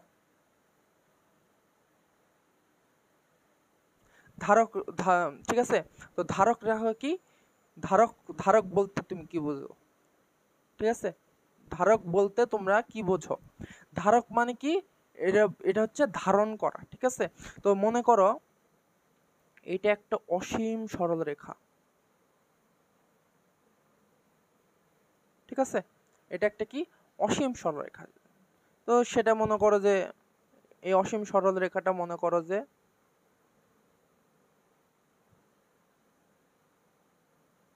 রেল লাইন, ঠিক আছে, অসীম, কারণ কি এটা তো মানে কোনো ইয়া নাই, পুরা মনে করো যে একটা বাংলাদেশের পুরো প্রত্যেকটা জেলায়, ঠিক আছে, রেল লাইন বিস্তৃত, মনে করো যে সেটা অসীম, ঠিক আছে। তো এখন মনে করো যে এই অসীম সরলরেখার মধ্যে তোমার এই হলো এ আদিবিন্দু এবং বি অন্তবিন্দু। মনে করো যে এটা মনে করো যে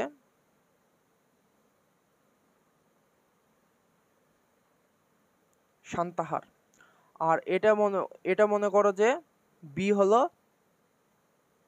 কি ঢাকা। ঠিক আছে, তোমার এই অসীম সরল রেখা, ঠিক আছে, এই অসীম সরল রেখার মধ্যে তোমার এ থেকে বি, ঠিক আছে, একটা ভেক্টর, এ থেকে বি একটা ভেক্টর, বা যেটাকে বলে দিক নির্দেশক রেখাংশ, ঠিক আছে, রেখার একটা অংশ। এই এবি যে ভেক্টর, ঠিক আছে, এই সরল রেখা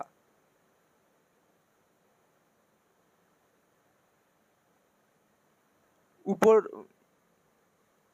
ঠিক আছে,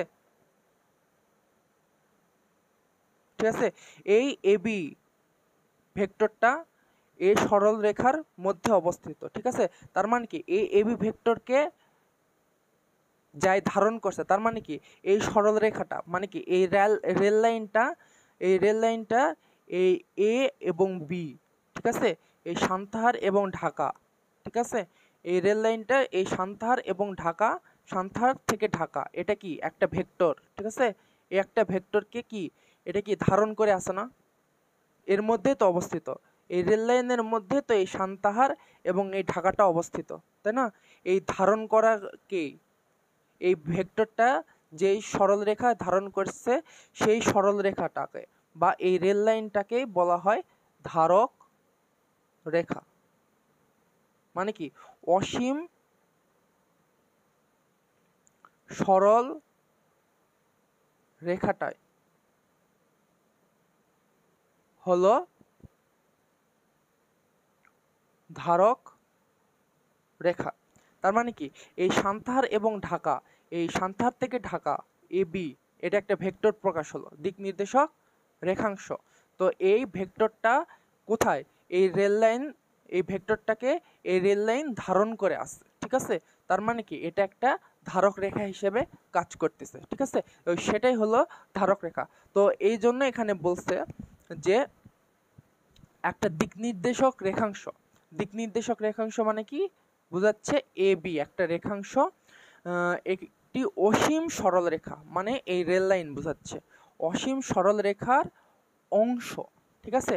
এই দিক নির্দেশক রেখাংশ এই অসীম সরল রেখার অংশ, যে অসীম সরল রেখাটির উপর ভেক্টরটি অবস্থিত,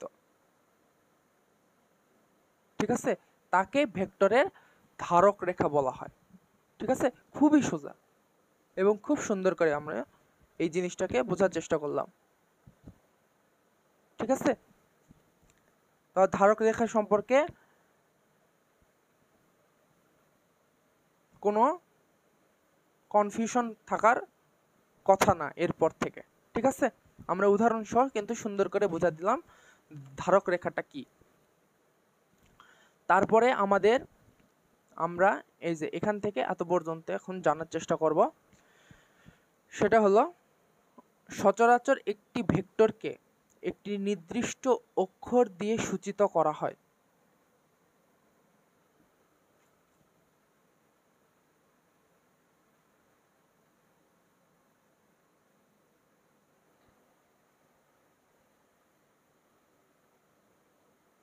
ঠিক আছে, এটা আরেকবার পড়ি, যে সচরাচর একটি ভেক্টরকে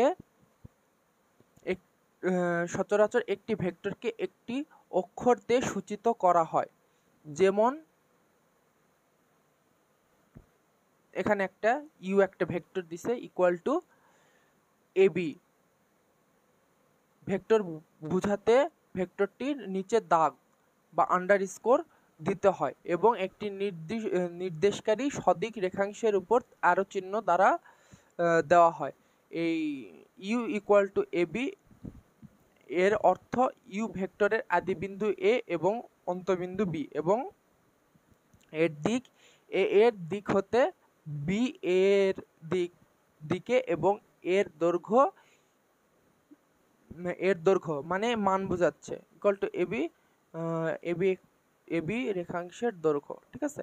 তো একটু আমরা এখন বোঝার চেষ্টা করি, ঠিক আছে, আমাদের ভাষায়, বইয়ের ভাষায় না, বইয়ের ভাষায় সব জিনিস বোঝা যায় না, ঠিক আছে।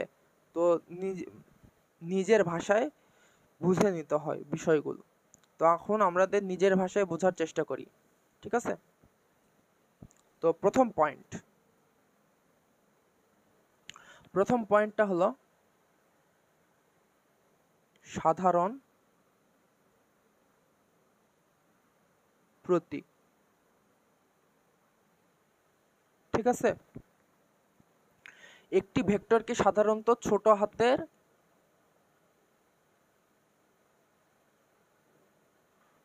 মোটা অক্ষর, ঠিক আছে, বোল্ড অক্ষরে লেখা হয়।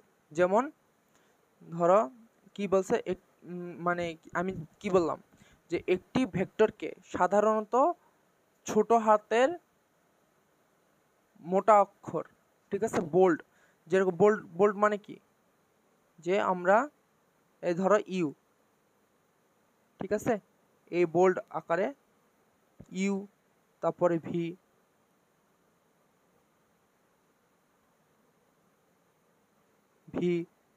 তারপর মনে করো যে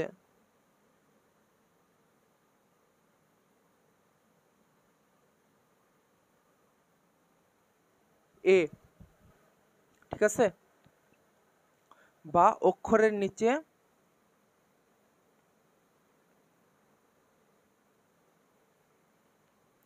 বা অক্ষরের নিচে দাগ দিয়ে, যেটাকে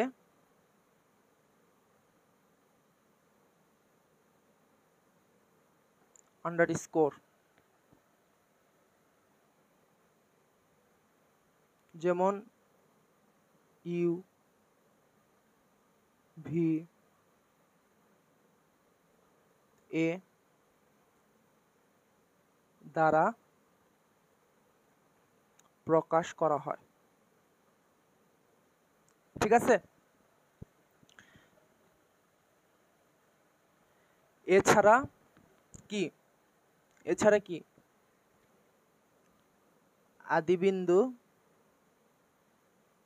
আদিবিন্দু ও ও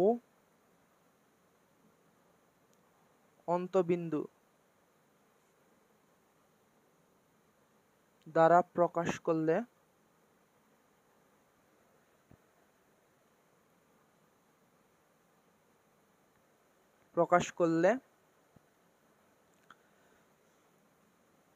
তার উপর তীর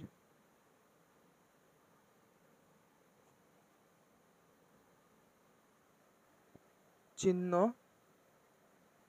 যেমন এ থেকে বি এর দিকে, এটা একটা ভেক্টর, কি এটা দিক নির্দেশক রেখাংশ দেওয়া হয়,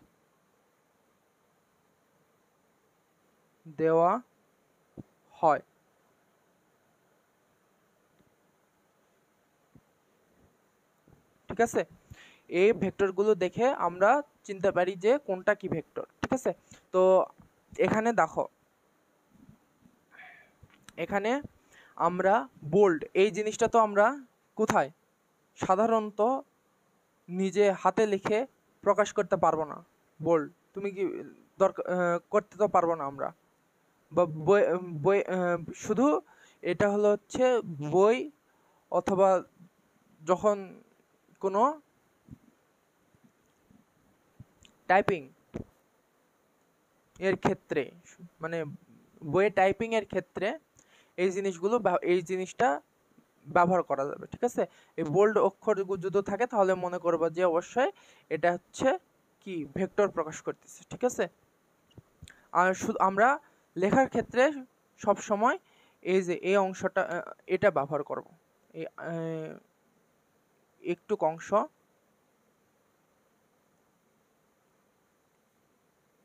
ব্যবহার করব, যে নিচে আন্ডারস্কোর দিয়ে আমরা ভেক্টরটাকে প্রকাশ করব, ঠিক আছে? আর একটা কি আদিবিন্দু এবং অন্তবিন্দু দ্বারা প্রকাশ করলে সেটা কি অ্যারো চিহ্ন দ্বারা প্রকাশ করতে হয়, সেটাকে ভেক্টর মানে কি এ থেকে বিতে যাচ্ছে, ঠিক আছে? এটাই দিক প্রকাশ করতেছে, এ থেকে বি এর দিকে যাচ্ছে, ঠিক আছে? এটাই হলো ভেক্টরের প্রকাশ, ঠিক আছে? তো এখানে দেখো, এখানে আমরা এই একটা গেল পয়েন্ট। তো আমরা কিন্তু এই জিনিসগুলো কি, এই যে একটুকে আমরা ভাঙায় ভাঙায় বোঝার চেষ্টা করতেছি, ঠিক আছে? তোমরা যেন আবার কনফিউজ হয় না যে এগুলো কই থেকে। তো আমরা এই জিনিসগুলা ভেঙে ভেঙে বোঝার চেষ্টা করতেছি। তারপর কি, তারপর এখানে কি বলছে,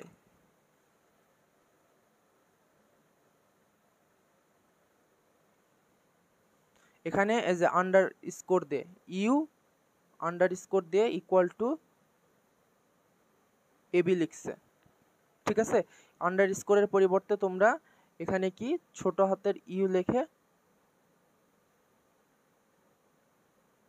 বোল্ড করে দিতে পারো, ঠিক আছে, যে কোনো একটা। তো এই হলো কথা।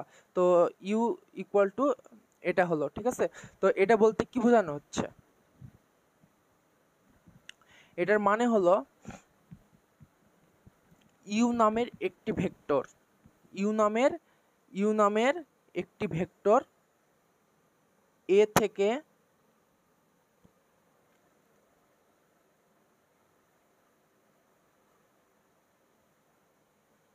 বি এর দিকে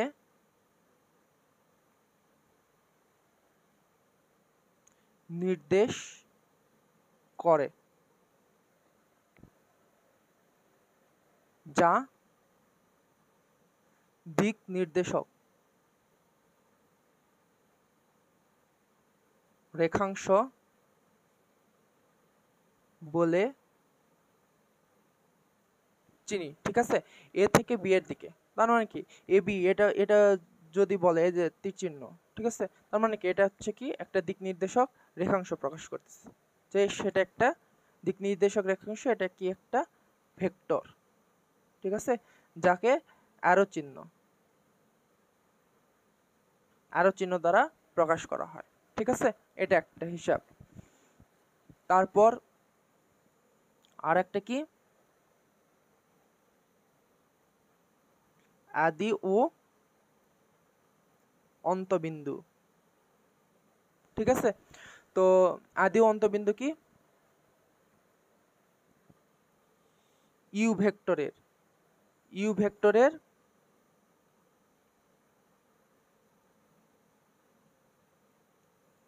আদি বিন্দু এ এবং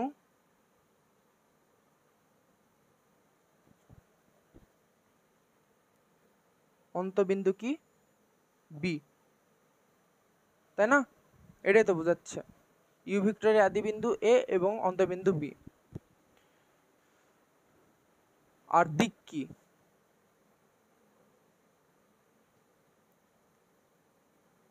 দিকটা কি এখানে বোঝাচ্ছে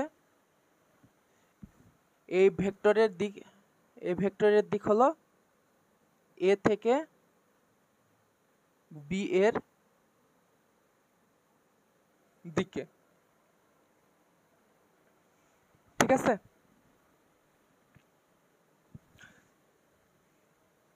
এই একটা পয়েন্ট গেল, তিনটা পয়েন্ট হলো, ঠিক আছে?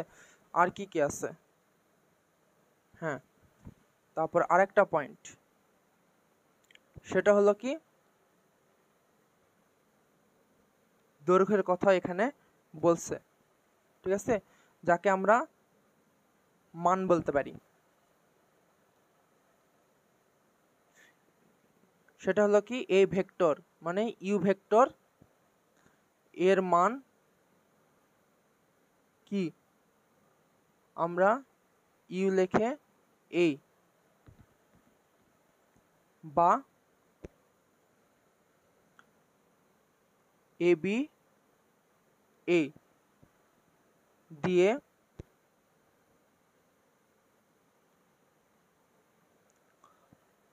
প্রকাশ করি, ঠিক আছে?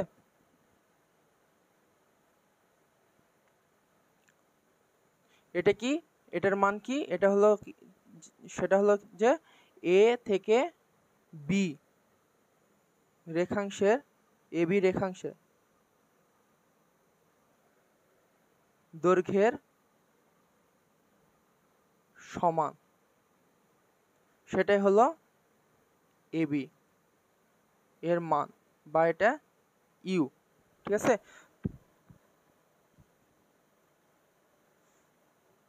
তো এখানে সেটাই বলা হয়েছে যে ইউ একটা ভেক্টর, ঠিক আছে। তো ইউ একটা ভেক্টর, এভাবে ইউ একটা ভেক্টর, ঠিক আছে। সেটাকে আমরা কি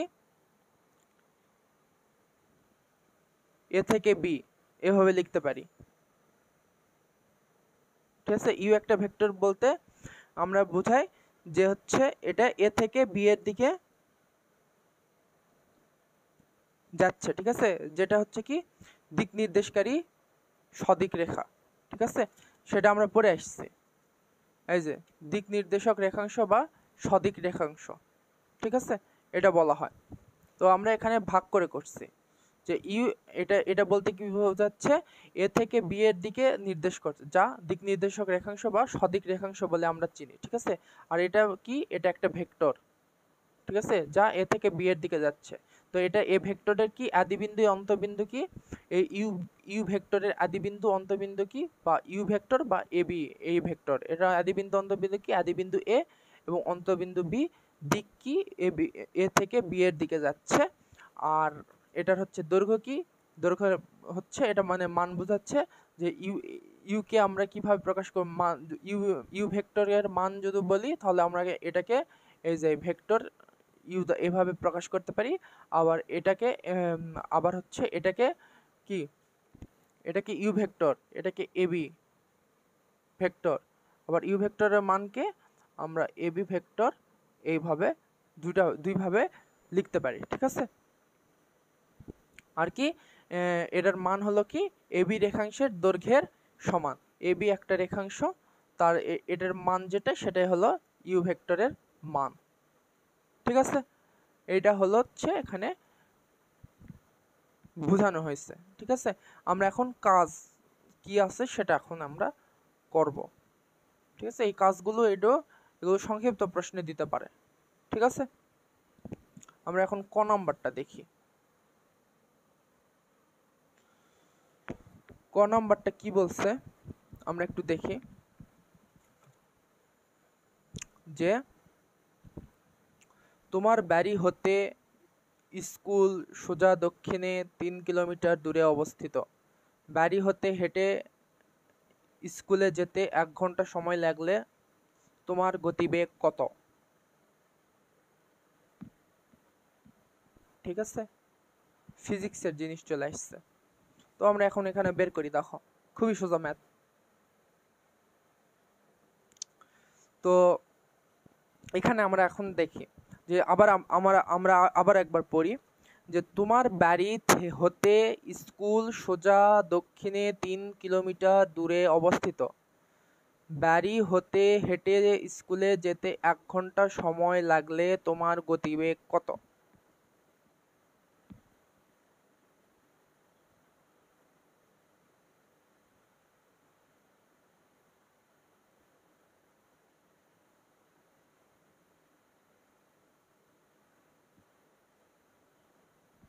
ঠিক আছে না? তো এখানে দেখো কি বলছে এখানে, যে তোমার বাড়ি হতে স্কুল সোজা 3 কিলোমিটার দূরে অবস্থিত। বাড়ি হতে হেঁটে যেতে 1 ঘন্টা সময় লাগে, তোমার গতিবেগ কত। তো ফিজিক্সে তোমরা পড়ছো না, গতিবেগের সূত্র কি, ইউ ইকুয়াল টু কি, দূরত্ব ডিভাইডেড সময়। তো ওই সূত্র বসিয়ে দিলে হয়ে গেল, ঠিক আছে। তো আমরা এখানে লিখি যে ধরি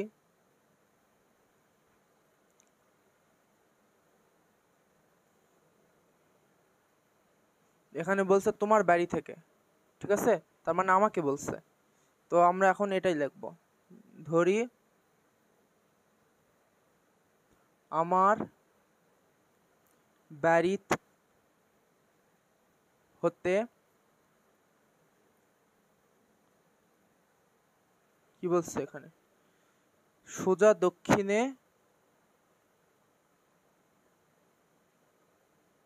3 কিলোমিটার দূরে অবস্থিত। সোজা দক্ষিণে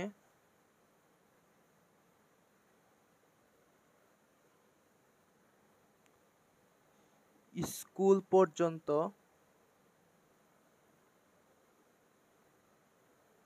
দূরত্ব দূরত্ব দূরত্ব ঠিক আছে, দূরত্ব কত? ধরো আমরা এই দূরত্বকে কি এস দ্বারা প্রকাশ করা হয়, এস ইকুয়াল টু 3 কিলোমিটার। ঠিক আছে, এটা আমরা কিন্তু ধরি বলতে 3 কিলোমিটার ধরি, কিন্তু এটা না, 3 কিলোমিটার কিন্তু দয় আছে, আমরা দূরত্বকে এস দ্বারা প্রকাশ করলাম, এই জন্য আমরা ধরি লিখছি। ঠিক আছে, এটাই। আর হেঁটে স্কুল যেতে সময় লাগে, হেঁটে স্কুল যেতে সময় লাগে 1 ঘন্টা। তার মানে কি এখানে লিখতে পারি হেঁটে স্কুলে যেতে সময় লাগে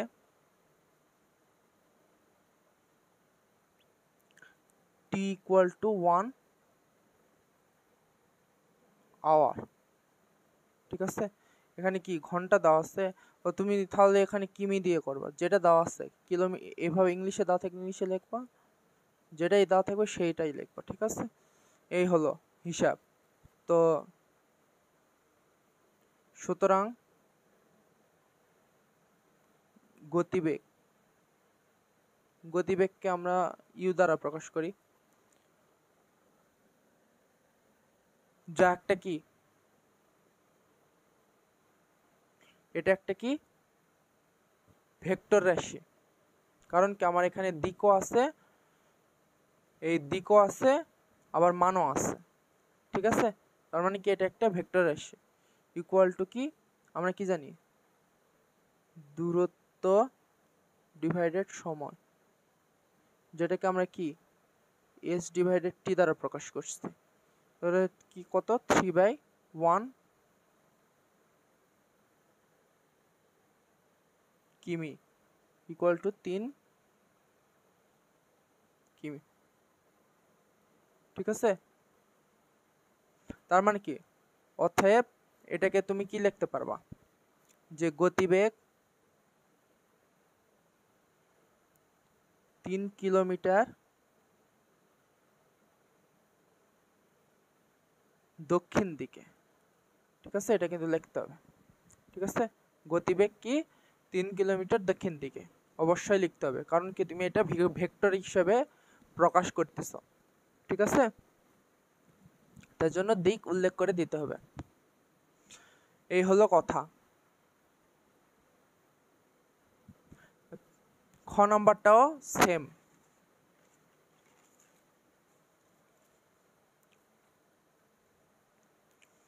খ নাম্বারটাও সেম। দেখো, স্কুল ছুটির পর সাইকেলে 20 মিনিটে বাড়ি এলে সেক্ষেত্রে তোমার গতিবেগ কত? ঠিক আছে, স্কুল ছুটির পর সাইকেলে 20 মিনিটে বাড়ি এলে সেক্ষেত্রে তোমার গতিবেগ কত, মানে কি এটার সাথে এটা কানেক্টেড। ঠিক আছে, আমরা তখন কি করছি, হেঁটে গেছি, আর এখন বলছে সাইকেলে। ঠিক আছে, তো সেটা আমরা এখন লেখার চেষ্টা করি, যে স্কুল ছুটির পর,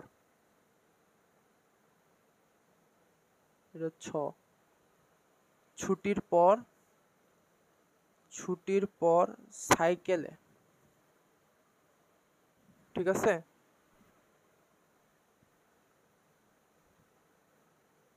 সাইকেলে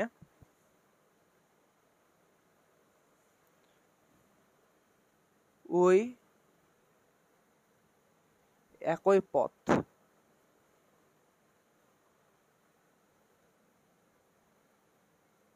অতিক্রম করতে সময় টি ইকুয়াল টু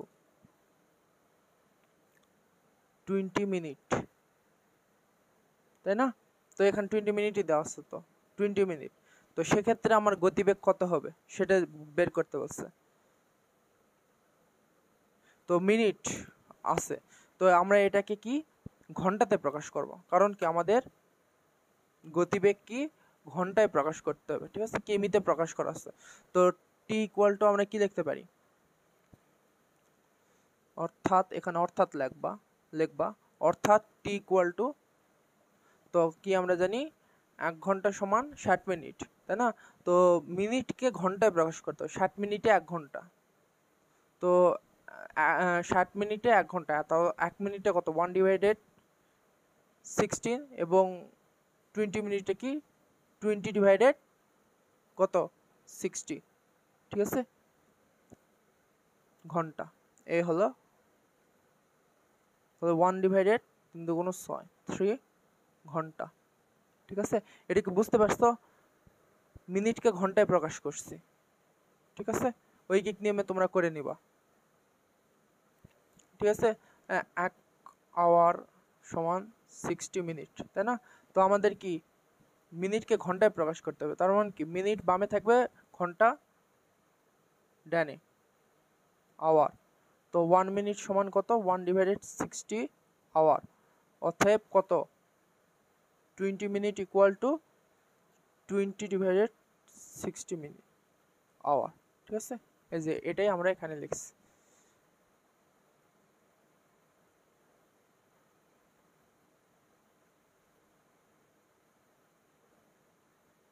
তো আমার গতিবেগ, অতএব গতিবেগ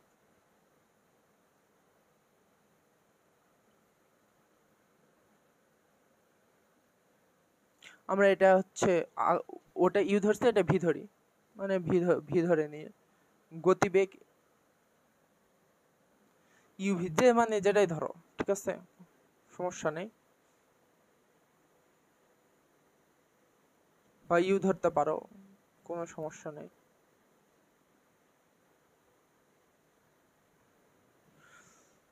ইউ বা ভি যেটাই ধরতে পারো, ইকুয়াল টু কি দূরত্ব ডিভাইডেড সময়। তো দূরত্ব কোনটা আমরা কি ধরছি, দূরত্ব হলো হচ্ছে এস, আর সময় হলো টি। দূরত্ব কত দেওয়া আছে, ঠিক আছে, দূরত্ব কত দেওয়া আছে, দূরত্ব 3 কিলোমিটার দেওয়া আছে, আর সময় 1/3, এটা কি কিলোমিটার, ঠিক আছে। এটা কিন্তু আর একটা জিনিস আমি বলতেছি, ইকুয়াল টু কত 3/3/1, তার মানে কি 9 কিলোমিটার।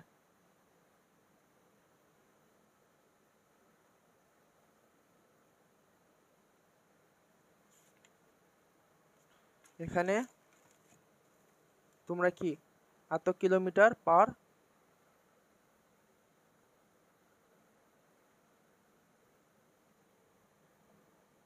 ঘন্টা, এখানে না দিয়ে এখানে দিতে হবে, এখানে দিতে হবে